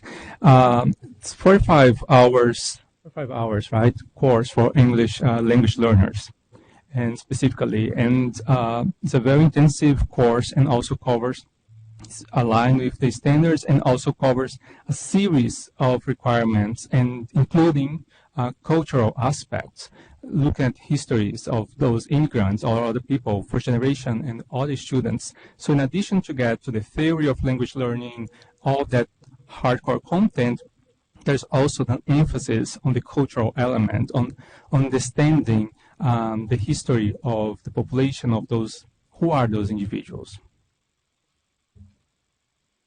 Sure, Paul. Thank you. So I wasn't able to open a few of the documents because there was some, on this device at least, it needed some kind of permission that I wasn't sure about. So maybe I missed it somewhere, but do you have instructors then for each of those content areas? English, science, math, social studies, PE? Yes, and that's where our visiting instructors come in. So we do invite experts to come in, speak about their experience, speak about their knowledge of the actual subject itself, what it's like to teach that subject, what the beginning teachers really need to know about that subject. And that's where the visiting instructors are really able to give them that foundation. Can I just ask one? So for example, if I'm going to be teaching physics, the visiting instructor who comes in may be a biology teacher, but that biology teacher is going to give some kind of a lesson about planning in the areas of science, generally speaking, right? Then who will evaluate that lesson? Will the visiting instructor evaluate it, or will the course instructor evaluate it? Who's responsible for the grading? They can actually both look over it, and then in addition to that, we also have our field supervisors and the on-site mentors. And when it comes to the on-site mentors, they're required to have, as you know, they're required to have that clear teaching credential in the subject that the student is going for. So they're able to help them on that one-on-one level and really get in depth about what is science physics. And that will happen at their school site. Our field supervisors go in and they have more of a general knowledge, but a lot of them do have a specific knowledge about science. And if we're able to pair our field supervisors up with a science person, if they hold a science credential, we do that because we want them to have as much support as they possibly can. On the course part of it, we do have those visiting instructors come in, and the course instructor and the visiting instructor can collaborate and speak with the student themselves, either the participant or the district intern, and they can decide on what additional information or what additional materials are needed to help that person that's teaching science physics advance. Thank you. Member Riggs, then Erickson. So related to the visiting people, they are there how much in a class? Just one day? How does that work? If they're coming in for a module, the modules vary. They're usually about 6 classes long, and they take place over the course of 6 weeks because they're 1 class per week. They'll come in for 1 to 2 sessions, depending on what's needed and what information needs to be covered. And they're their role, they're a consultant, and their responsibility really is not as an instructor of record, but as a consultant. So they don't really have official duties related to grading, scoring work. They could consult with the instructor of record, but they're not really responsible for it themselves as part of their duties. So they will grade their own items that they assign at the time of that session of instruction, and they'll collaborate with the instructor of record to get that final grade. And I think Dr. Pruitt wanted to say something. Oh, yeah. I apologize. Just from a budgetary and a calendar perspective, so that you are aware, we have 2 visiting instructor visits calendared per module. Now, we may use both of those visits. We may only use one. We really tailor to the needs of the classroom and the setting. So if we happen to have a cohort that has a lot, has many special ed, then we will cater to that, whatever the needs are. And then in addition, we even have an extra budget set aside that if we need more visiting instructors, we can do that. Or we have also had our visiting instructors co-teach with the general ed instructor, even through the duration of the module if needed. We have had 2 instructors, an ed specialist and a gen ed, both teaching when needed. So just as follow-up,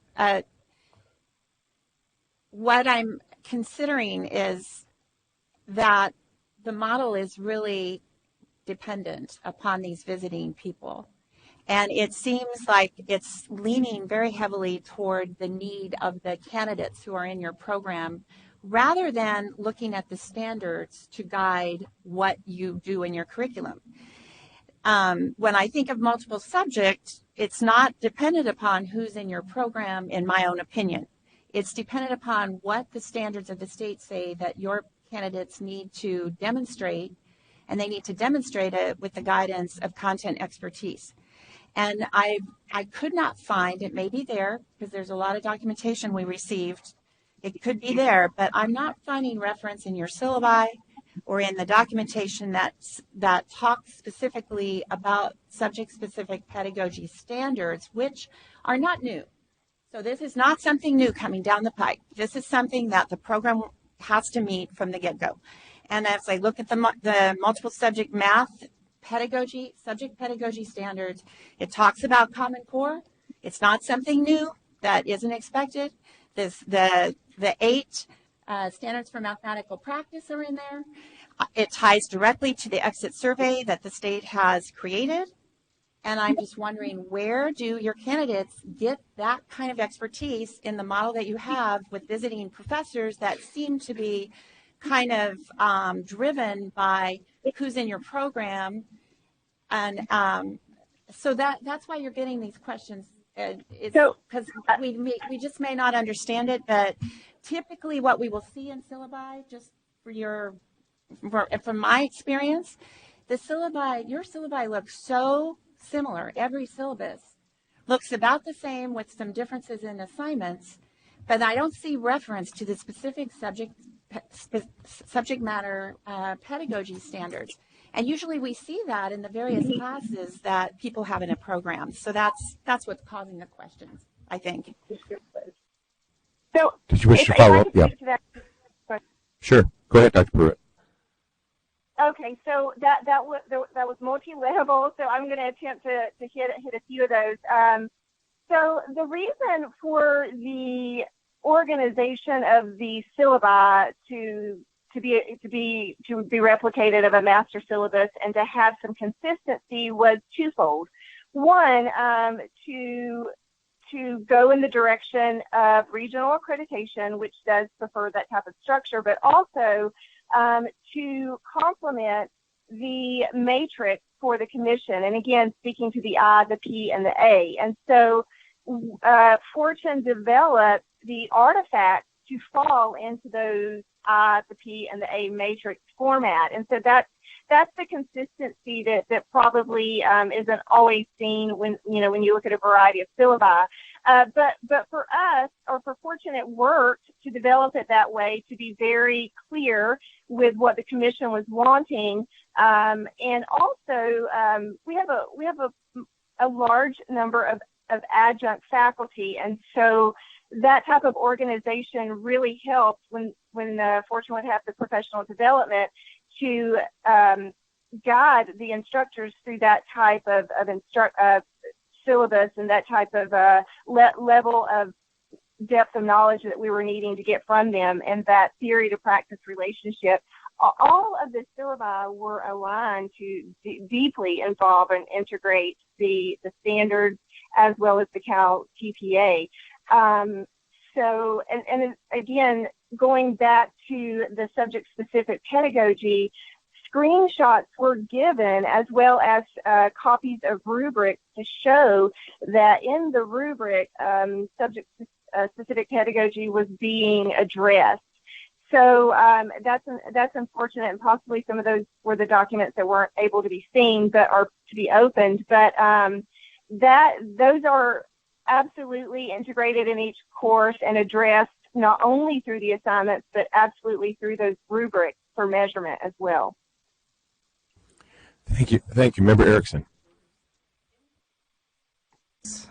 Excuse me. Anytime there's a new program being developed at an organization where there hasn't been a program before, I think that it's a long process. So thank you for your work. And it's difficult to recognize maybe what the standards are asking for sometimes. And I would move that Fortune administration leadership work with the consultant who works with special ed and the multiple subject and single subject to fill in some of those holes that we're seeing or questions that we see, because I agree with what's been said, and then return to the next COA meeting with a more delineated answer maybe, because it feels right now like we're going around without clarification, and I think that would be helpful to maybe have that outlined.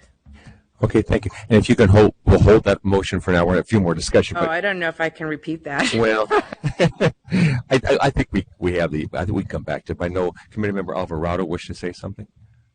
So I want to go back sort of to just a question about structure of the program. If this is an intern program, it's for candidates who are employed as the candidates of record, teachers of record. But there's pre-service courses that have to be completed. And so I need to understand how that works and what relationship the students have to the district at the time they're taking those courses, and what happens when a student fails to meet, they do pre-service and they fail to meet the requirements to be an intern. So the pre-service actually takes place during the summer. We're actually holding our pre-service program right now. Pre-service began at the end of May and will take place through the middle of July. And that's so they can get all of their foundational coursework for the pre-service requirements. From July 19th until September 30th, that's our enrollment period. And so that's the time where they learn whether or not they were successfully completed pre-service, and the time where they can find a position. And it's up to them to secure a teaching position on their own because they are teacher of record. And so they go into the districts, our partnering schools, and they find a position. We get the either offer letter or contract, look it over, approve it. If we have any questions, we'll talk to the Human Resources Department at their campus. And then we move forward with getting them in process for the district intern credential. And at pre-service, in order to get in, they have to give us some foundational application material, such as their CBEST scores, their bachelor's degrees. The only thing that they don't really have to give at that time is their CSET scores or university waivers. They have to give that to us by September 30th. If they don't need it by September 30th, their pre-service stays active and okay for a year, and then they can come back to us next year. And if there's no overall changes from CTC for pre-service requirements, we allow them to come back as a renewal candidate and then look to find a position, and they're under the same standards. If they don't find a position by September 30th, then they're out for that year. Yes. Okay. Coach Moore. First, Ms. Preston, your answers are very succinct and very thorough. Thank you so much. And same thing to Ms. Pruitt out there in technology land.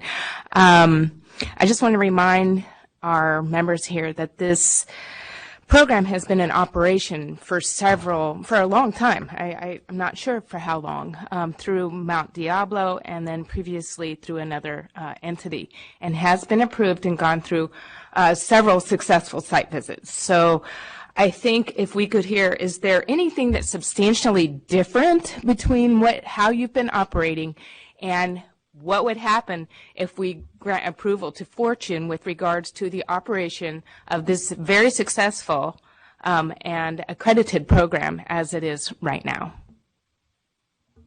So we have been approved and accredited. We've been in operation for over 30 years and operating lately under Mount Diablo Unified School District.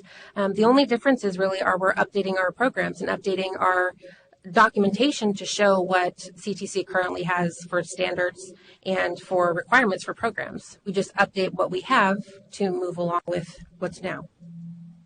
Yeah. Any member have anything? Oh, I'm sorry. Go ahead, Dr. Pruitt.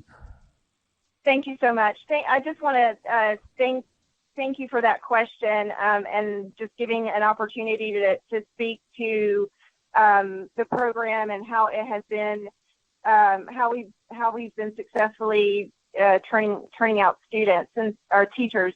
The program has, for the past 3 years, the team has extensively researched and worked diligently and so hard to really go through the standards, to rebuild every syllabi, to rework every course description, to align every tool, to align every standard, to create tools based on best practices. We have attended every conference we possibly could and really worked collaboratively with so many experts and stakeholders, because this is a big deal. And so there has been a lot of effort, a lot of energy, and a lot of work. And we absolutely will give you, more of what you need if you need more evidence. But thank you for asking the question of kind of what have we done, because you name it, and that we've probably done it. So there's been a lot of restructuring, but not just for the sake of restructure, and we don't do change just for the sake of change, but it has been all based on research, based on best practices, and more importantly, based on the restructure of the commission and the standards and the high expectations and the rigor and the level of expectations that they require for candidates. So thank you for that. Thank you, Ms. Hickey. I just wanted to clarify the history because I heard a couple of questions. So, and Dr. Fortune might add to this a little bit, but the history of it is essentially that it used to be called Project Pipeline way back in the day, and they had a previous partner, Sacramento County Office of Ed, and maybe another partner before that. I can't remember. Is that about right? And at that time, they were not eligible to offer their own program as a standalone program because they were not a school district or college or university. They have since, in the many years that they've been operating, are now operating their own charter schools. That has now made them eligible to operate a teacher preparation program on their own as a standalone. So after Sac County, they had a partnership with Mount Diablo, which currently exists to this day. So what comes before you then is for them to operate on their own without another entity being the official program sponsor. So I just wanted to clarify that. So there have been a couple of site visits. I think Terry was the consultant on a couple of them, one of them over the past, I don't know how many years that they've been in operation. So just wanted to clarify that piece. All right, thank you. We do the 10 o'clock time cert in Montebello. I understand they have a noon flight they need to catch. Is that correct? Okay, so is there anything, I appreciate the discussion. It's good and it's detailed. Anything new to be added by any COA member? Okay, so Member Alvarado. I appreciate, and the history was included in our documents, so I appreciate that. and I'll try and be brief, but all I can say as a COA member, I understand the previous program was approved. I wasn't a part of the COA at that time. I can only deal with what's in front of me, and so I speak to what I see. And I have to say that, again, in looking at the assessment syllabus and having one session for standardized assessment and to expect candidates to be able to produce a standardized assessment, you would be hard-pressed to find any faculty that would say that's good practice. Yeah, Ms. Clark. I know we're running short on time, so I have a proposal for you to consider. Fortune School of Education's programs, the 3 that are up for approval today, have completed the current initial program review process. So that means the COA would normally vote yes. I understand you're going to be reviewing your process and you may modify that, but at this point in time under your current process, my suggestion would be to approve the programs today because you also as a COA have the ability to ask for additional information. And if the information is not adequate, you have the ability to ask for a focused site visit also. I heard, I believe it was Member Erickson suggest there's additional information we would like to have. And your suggestion was for them to come back in August with that information. My suggestion agrees with that, but it was to approve them today, but to ask for the additional information in August to be clarified.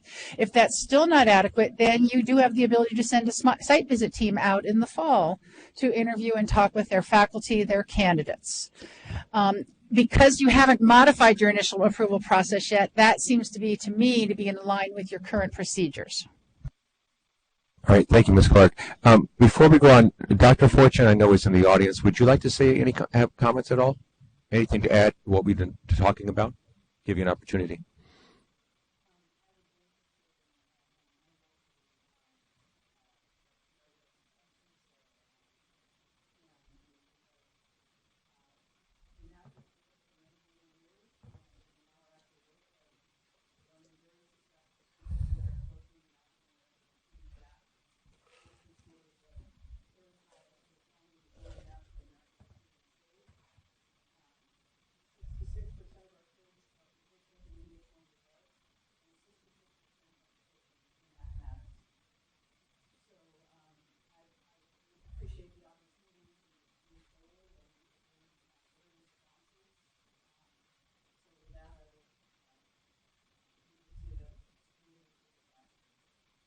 All right, thank you, Dr. Fortune. All right, Member Alvarado, was there anything else you wanted to briefly add? Just a clarification on the recommendation from staff, in that the COA, this is a COA action item, meaning that it can be more than one outcome, correct? Okay, thank you. And just to bring us back to the initial recommendation was the Committee on Accreditation grant initial accreditation for Fortune Schools preliminary multiple subject, single subject, and the preliminary education specialist district intern credential program. So that was a recommendation. Ms. Clark had offered some other thoughts. So is there a motion from any committee member? Yeah, Member Riggs? Sure. So when something like this comes to us, even given our present practice, this is really for Terry, and we say we approve it. Is that the only choice we've had up to this point, to always approve an initial program review? No, you definitely have a choice to say we see these things missing. So you definitely could decide not to approve it and say we need to see these things. It's just you need to articulate exactly what the things you see as missing so that they know what to do next. So earlier, Member Erickson, you had put forth a proposal, a motion, and we kind of sidestepped that for at least set that aside for now until we have a chance for further discussion. Does anybody wish to make a motion? Well, because we weren't at the motion. Well, I think what I'd like to request we do is, if we're going to have a motion, let's have the motion restated before we actually have a second. If we can do that, please. The original motion was to move that Fortune School Administration work with consultants regarding the issues that have come up, particularly those issues around special education, multiple subject, single subject, English learners, but I also heard that there were some pre-service questions, some collaborative partnership questions, and some internship questions. So all of those areas have been brought up, and I'll look to any of my colleagues for friendly amendments. Okay, having said that, Cheryl, did you? I find that motion vague for us in terms of what exact questions they're going to respond to. So some single subject questions, like I'm assuming subject specific pedagogy, but I don't know what else. So that I'm just having trouble. I think as staff, we're going to have trouble figuring out what that means. So Cheryl, sorry. No, go ahead. It's fine. Could we direct our committee here to send a specific staff member their questions, and the staff could cull them and put them together, send them to Fortune, give them a reasonable amount of time to address the questions, and then when we'd get those answers as an agenda item in August, and then we could vote, because I'm sure you'll have the answers for us by then. That sounds like that could work. Yes, but we would have to have those pretty quickly. So if we could get those within a few days, that would be wonderful. So can the motion just be kind of shortened to just say additional information and as we determined, discussed? I don't know. If there's anything that Fortune would like to comment back at this point, but I also know Member Riggs. I would actually. Sure. I want to make sure that we're able to be responsive to the committee, which requires some specificity. Sure. And Fortune has been, and I think staff will attest to this, very responsive to every bit of feedback that we've ever gotten, and we've gotten here to this table with a positive recommendation because of that responsiveness. I appreciate the motion that's being made, but I also want to come back to Terry's staff recommendation, which is to approve the program. If there is some additional information that is requested, be specific about it, and send the staff out to come see us.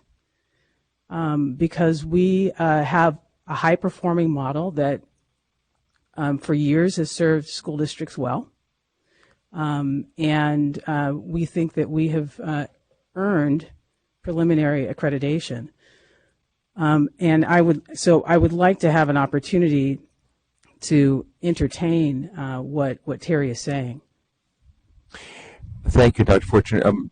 Member Erickson, and hear me out on this one, if we're going to take your motion to simply say that we would approve the program today with additional information and questions to be determined, to be delivered back to us by August, that we discuss the August meeting, and then at that point make the determination if an additional site visit is necessary. I think I would like to see what my colleagues say if anyone wants to make a friendly amendment. Sure, that totally works. All right, is there a friendly amendment?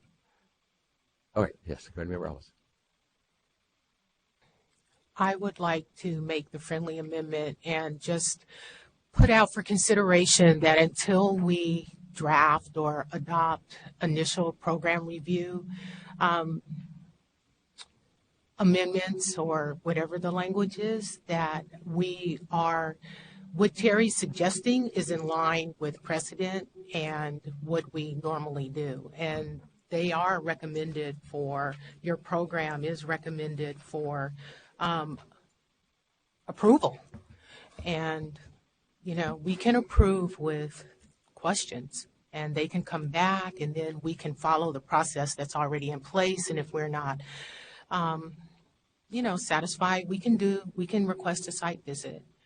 But I just want to thank you guys for, there's a lot of work.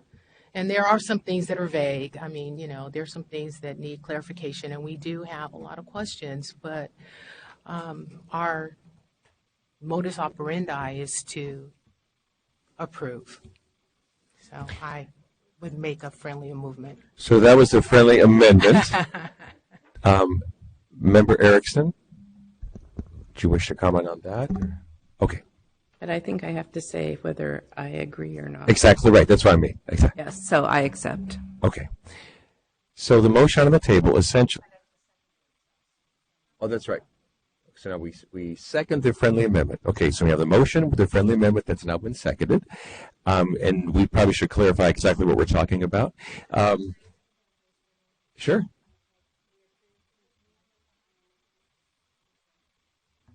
You think I would have learned? Right, for 4 years. That we approve contingent on answers to questions that will be submitted to them no later than July 3rd to the unit so that they can respond at the August meeting.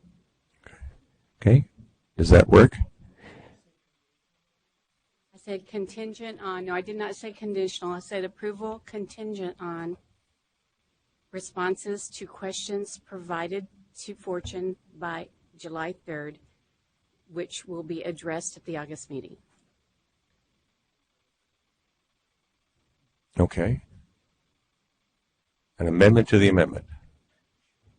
And is there a second to that? Or okay, second by Member Crazy. All right, we're at the voting point. All in favor, please say aye. All opposed?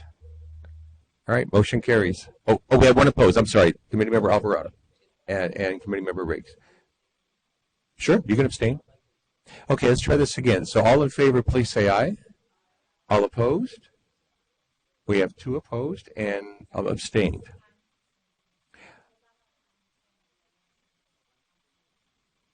Okay, do we need to clarify the motion? Okay, so maybe it's a little further discussion.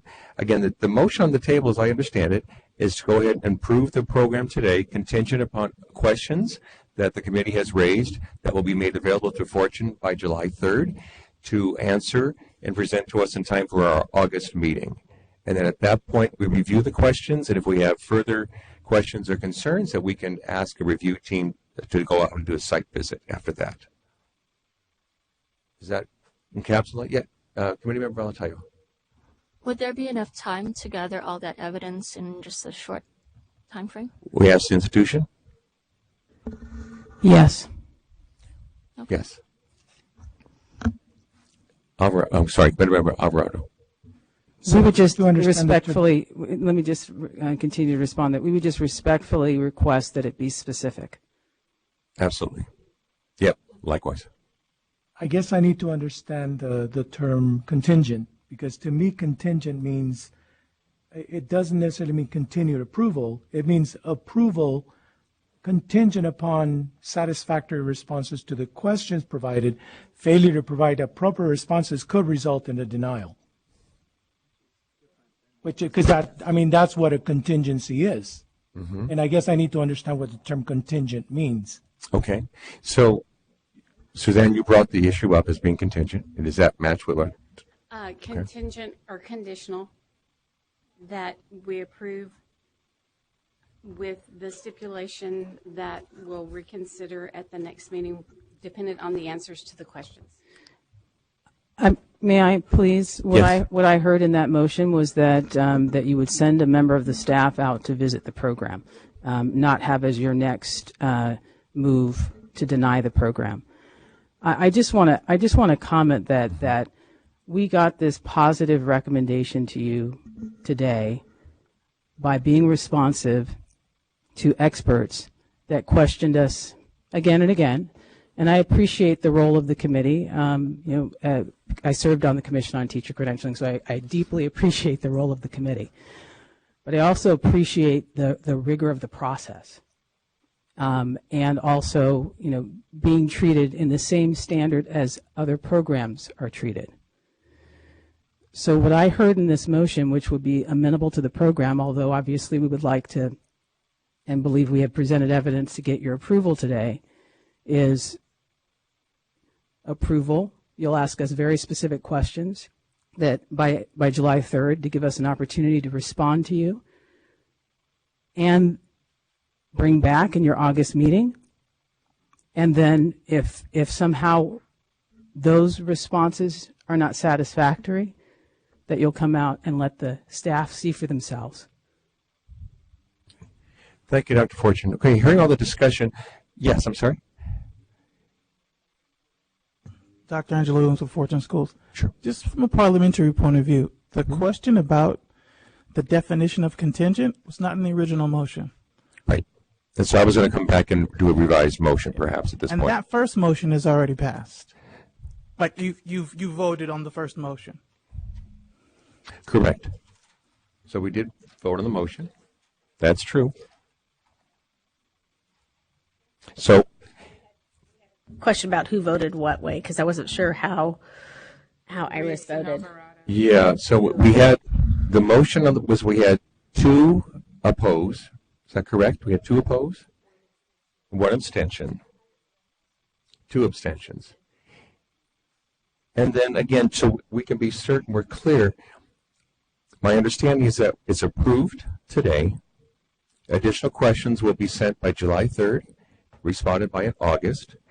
If in August we believe that it's necessary to have additional follow-up, we can request a site visit team go out to the institution. At that point, if there is a concern, then there can be a denial of the program based upon the procedures. But at this point, we're not denying the program. It's not contingent, but it's approved, and then additional documentation in August. Okay. Okay. Yes, sir. The abstention or the rejection of the program was not a part of the original motion. You can check your actual notes on what the motion was. Well, that's something that's being added to the definition now, but it wasn't a part of the original motion. I don't believe they actually are. They're not objecting to the. They're objecting to the motion itself, right? Committee Member Morrison. My understanding and explanation from the chair was just to tell us what we could do in the future if this happens. It's not saying it's going to happen. Yeah, we're not at all saying that. That was just clarifying. In the future, exactly. That would be an option for this committee. Yeah, because there was a lot of discussion around the table, so I was just trying to clarify where we are on things so we're all on the same page. Okay. Thank you very much for your patience. Fortune School, all the participants, we appreciate your opportunity to speak with us and hear more about it. So thank you again. And congratulations, the program is approved. Committee members, you will get us your questions by no later than, I'm hoping, Monday, close of business? Monday at noon. Monday at noon? Would that be okay? Thank you. Can I ask we come back to that word? Oh, I got you. Yes, Okay. you can email them directly. I don't want to. Yes, individually to me. Not to the whole, thank you. Bagley-Keene violation if you email it to each other. It has to go directly to staff. Hold on, we have one question. Right. Okay. I just need for the record the abstentions and the Iris and Alvarado were no's. Abstention was Katrine. And then Balatayo, we had two abstentions. Okay. All right, we're going to skip 9. We'll move ahead to item 10, which was quite a while ago. We are so sorry about this, but we do appreciate your patience and the opportunity to come before us. So we are on to item 10. Item 10 is a report of the revisit team to Montebello Unified School District. Consultant Gabe Roby will introduce the item. And joining her at the table are institutional representatives, Dr. Anthony J. Martinez, Superintendent of Schools, Francisco Arrigue, sir. I'm so sorry. Administrator on special assignment, and Angelica Paz. Yes, thank you for being here. Program specialist. And by video technology, do we have Patricia Salcido Maez? See, we can't hear. Teacher on special assignment. We also have Patricia Domingo, teacher on special assignment, and Matthew Ortiz, teacher on special assignment. Are you all there? I'm here. Okay. Patty Salcido Maez. I'm sorry, what was that? What's her name? Oh, you're talking to Patty. Okay, God, thanks. All right. Anyone need to recuse themselves? Ms. Roby, please begin. We should also have Carrie Tillery coming on board as well, the team lead for this visit. There she is. Julia McNeely, right? You've been waiting in that waiting room. Thank you so much. All right. We're ready. Oh, gosh, I'm sorry. Yes, thank you. Wrong one. Thank you. Thank you very much. This is a report on a revisit to Montebello Unified School District. They initially had a visit in 2018, March 5th through the 7th, At that time, a report was presented to the COA, and the result being accreditation on probationary stipulations. From that time, they have submitted quarterly reports. They have diligently attended these meetings to keep you apprised of what is happening. Those reports also went to Dr. Tillery at the same time, so she has been kept apprised of the things that they have done. And then subsequently, a revisit was held between myself, Carrie Tillery, and the program on May the 30th and 31st. And we're presenting our results back to you. So Dr. Tillery, if you would proceed, please. Okay, thank you very much. It's a pleasure to be here. The Montebello revisit again occurred on May 30th and 31st, 2019. The state consultant and I met 3 weeks prior to the revisit to examine all evidence provided from the quarterly reports and other documentation supplied by the Montebello program specialist. Feedback was sent to the program requesting additional information, which was quickly provided by the program. The revisit provided the team with a comprehensive view of the growth of the Montebello program since their initial site visit. Interviews were conducted with constituent groups that both verified documentation of growth and identified areas needing additional growth. Because the growth witnessed by the revisit team was so well expressed by the stakeholder groups, we wanted to share some of those comments with you that we feel tell the story. From district and site administration, we heard, we have increased the commitment to induction within the district and taken a deliberate approach to strengthen the connection through the advisory board and reaching out to IAGs. Formerly, we were funded with the effective educator dollars, and now we have put induction into the LCAP. Also, we worked to ensure that induction was no longer in a silo by meeting with various constituents, including special education, human resources, and principals. We have more structure to the program. There's a point person for the program specialist to touch base with, and we have added more TOSAs. The program is more visible with meetings, newsletters, personal visits, and emails. The program has more clarity and has more district support. There is a high quality of coaching. I saw a difference in my moderate severe teacher right away. The superintendent is highly invested in the program. It's not going away. We collaborate on what we can do to make it better.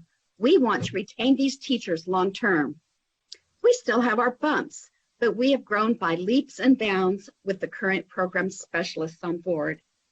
From the advisory board, we heard the program is now more consistent with a group of people working as a team. The candidates got much more support this year in their content areas. This year, we went on a journey with induction. They devised a plan and executed it. They are passionate about fixing the problems. From the program personnel, we heard, we are no longer in a silo and are able to have conversations with the higher ups and the superintendent. Our advisory board has grown. We are using more technology and we have a consistent, invested program administrator who makes the program the priority. Our strengths are how we support our candidates through individualization. Content support made sense to us. It tightened up our ability to individualize.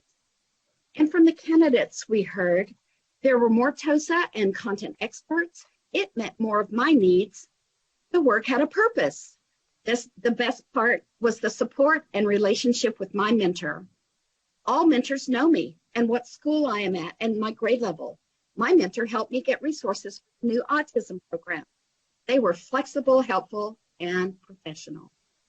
And this is just a sampling of the comments that we heard. There were many, many more positive comments about the growth of the Montebello induction program. At the same time, though, we heard key comments indicating a continuing need for growth. For example, it has been a year of growing. We have been learning while implementing, so we know we are not yet at mastery level.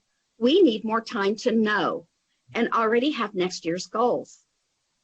We need to stabilize the program. The tools that we are using are overwhelming. We will change our inquiry process next year. It is too much. We figure it is out.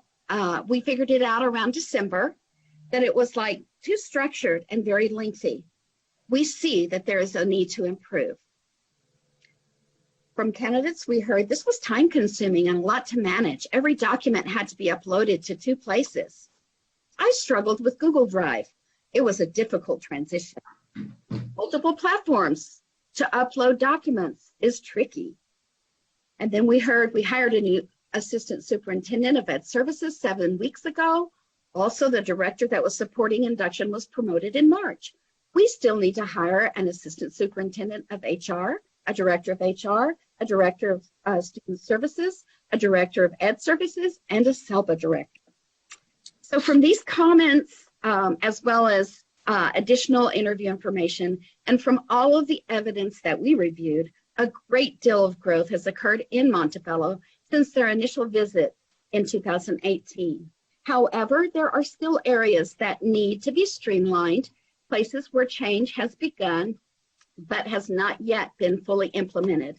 And these areas include an individualized formative assessment paperwork system, one that is not fact-based, but allows for a customized inquiry process in order to be in compliance with the 2016 teacher induction standards.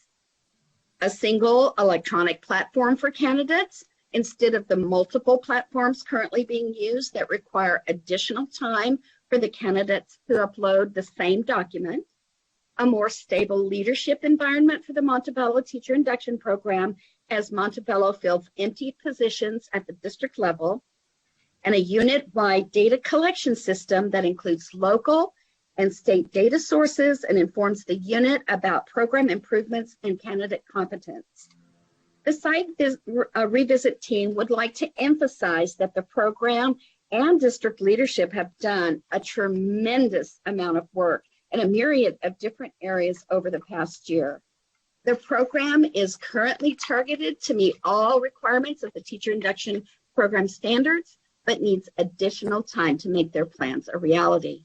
Thus, after careful deliberation of evidence and documentation presented, and in the interest of continuing to support the Montebello Teacher Induction Program, the team finds preconditions 2, 3, and 4 now met, common standards 1 and 4 met with concern, program standard 3 met with concern, and program standard 6 met.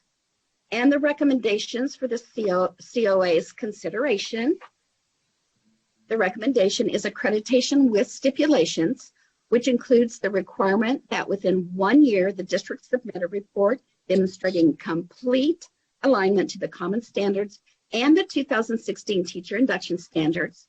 Further, the site revisit team recommends that the accreditation status be moved from accreditation with probationary stipulations to accreditation with stipulations. All right, thank you for that thorough report.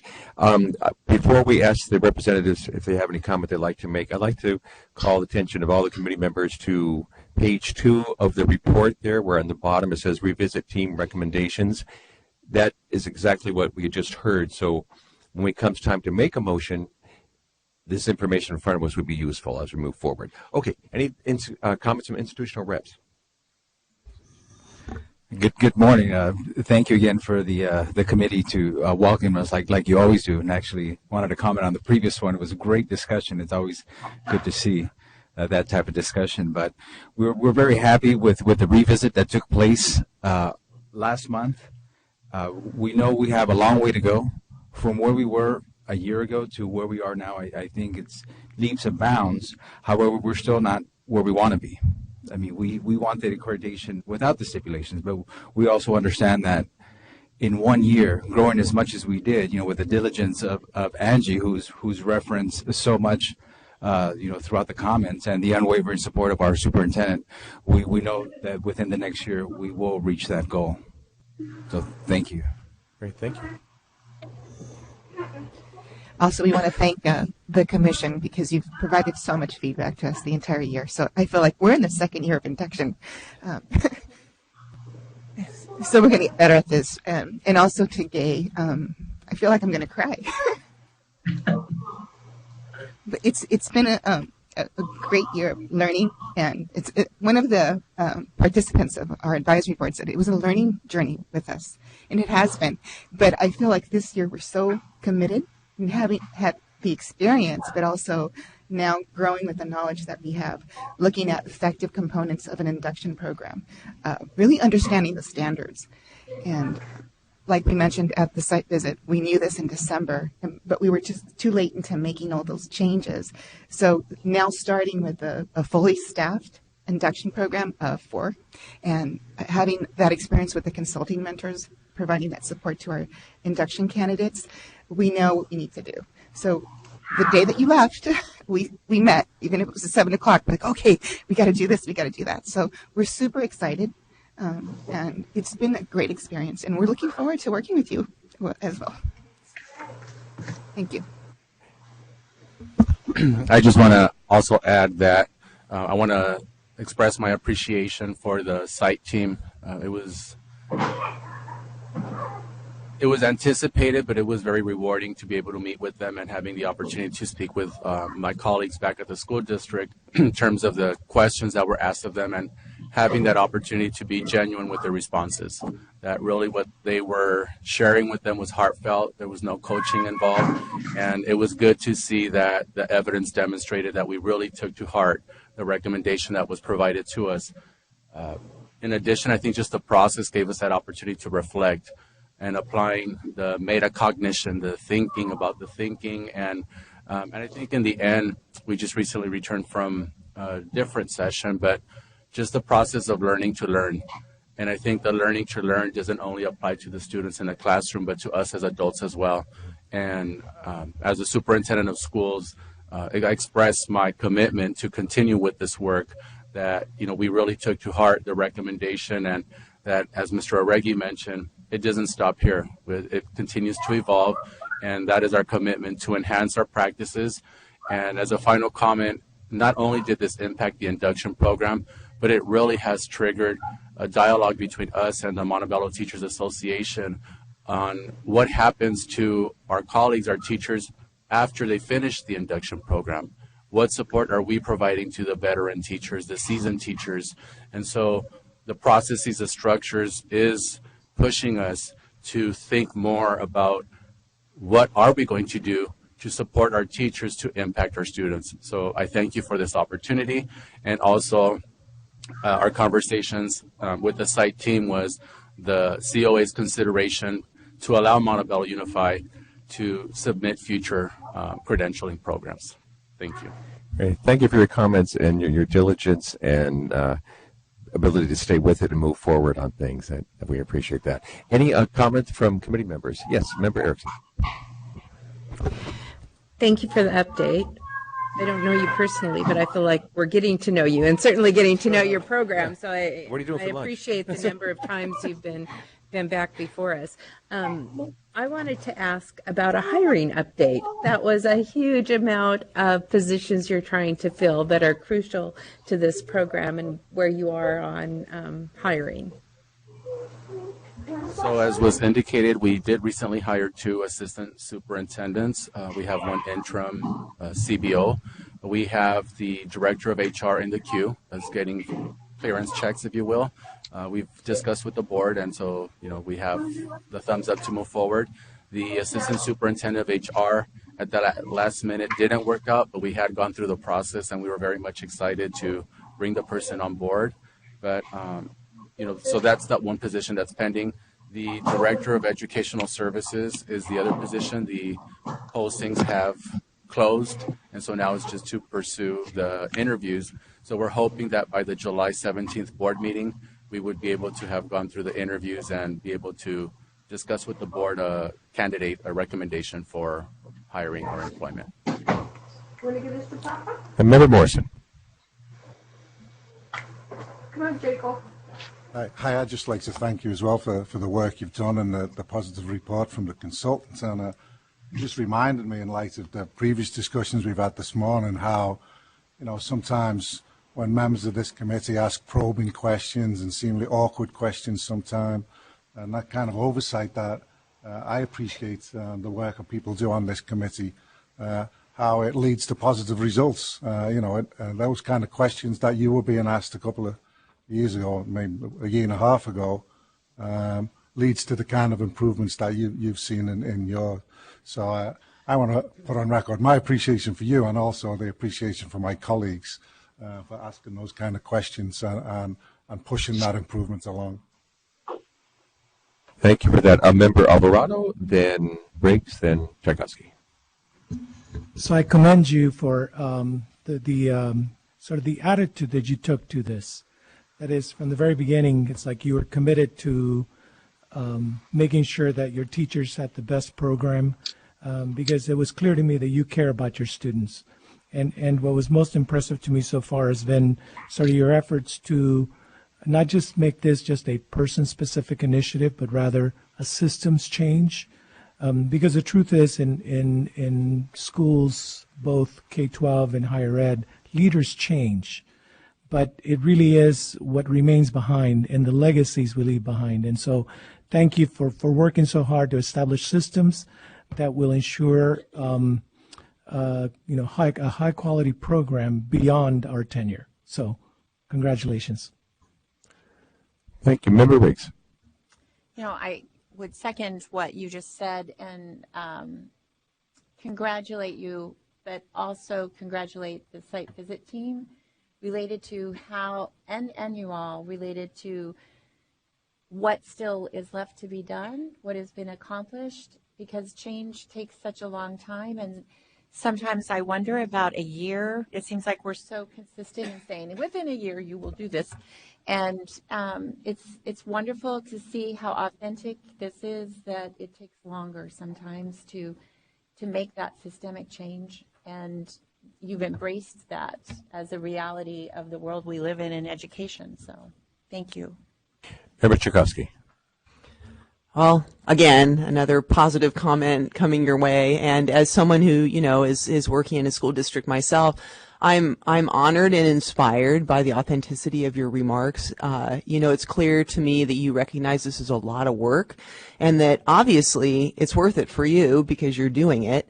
And I think this idea of systemic change is often not confronted in a way that acknowledges the courage that's required to actually take action. So again, I think it's evident here there's a partnership between, the CTC and your district, between, your departments, which allows you to go back to these standards, to go back to this third point, this evidence that really can be tracked over time. It's not personal, it's about equity and it's about fairness for the kids in your district so that they are given opportunities to achieve what anybody in the state should pursue. So thank you. It was really fun getting to hear from you multiple times. Member Balatayo, then Forbes. Thank you. And I'd like to voice everyone else's accolades to your district. I really appreciate the work that you've put in. And yes, we have seen each other over the years, and it's quite, we see the faces behind the hard work. One technical question regarding the fact redundancies. How are you guys streamlining all of your coursework and the feedback and the documentation in order to lighten the load for your candidates? And where are we in terms of your progress in making that more streamlined and more efficient and effective for your candidates? Like I said, thank you for the question, because it's been a learning experience for us as well. We started last year with just myself and Patty, and we had an opportunity to go out and see other cohorts that were active and had samples, but we were trying to understand what it looks like. And I think the implementation is really the hardest thing, and change is constant. You go first. It's like, okay. We have had discussions. So the minute that you left, we really started looking at effective components of a program and the paperwork that we were using, the tools that we were using, and really streamlining that to minimize all of that. So it's really individualized, but at the same time, the program activities are geared to every candidate.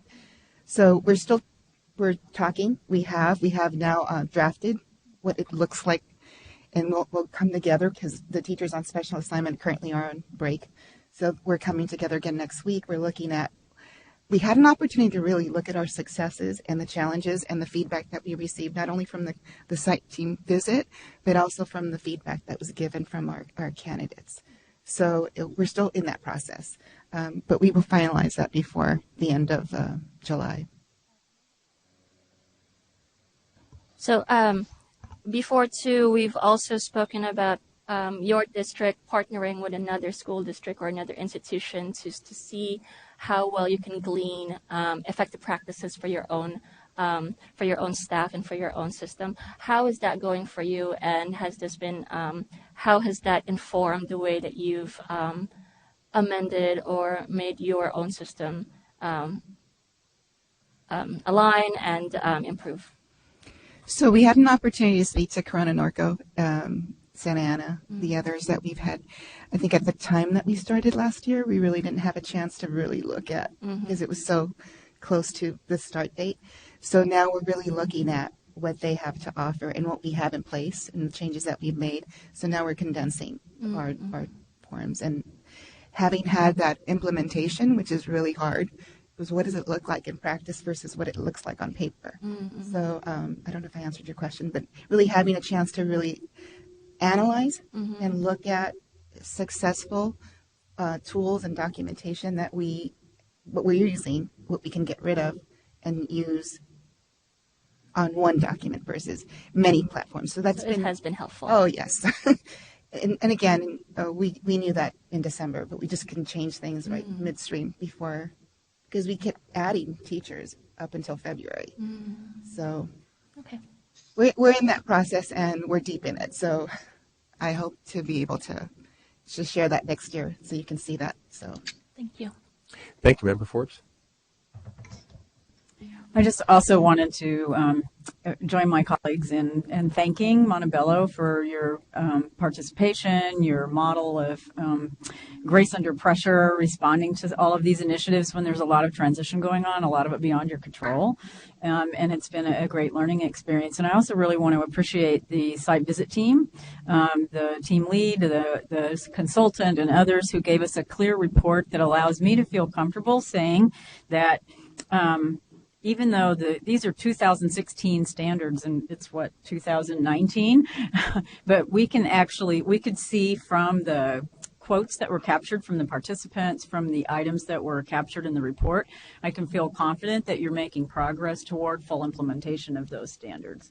And I don't think that would have been possible without the diligence of the consultant and site team, but also the openness of the district to really inviting that kind of scrutiny in and becoming part of the process. And I look forward to hearing more in a year or less about how this is now not only impacting the new teachers in your district, which are arguably the lifeblood of the future, but potentially through looking at your in-service teachers as well, impact even more kids in Montebello. So congratulations.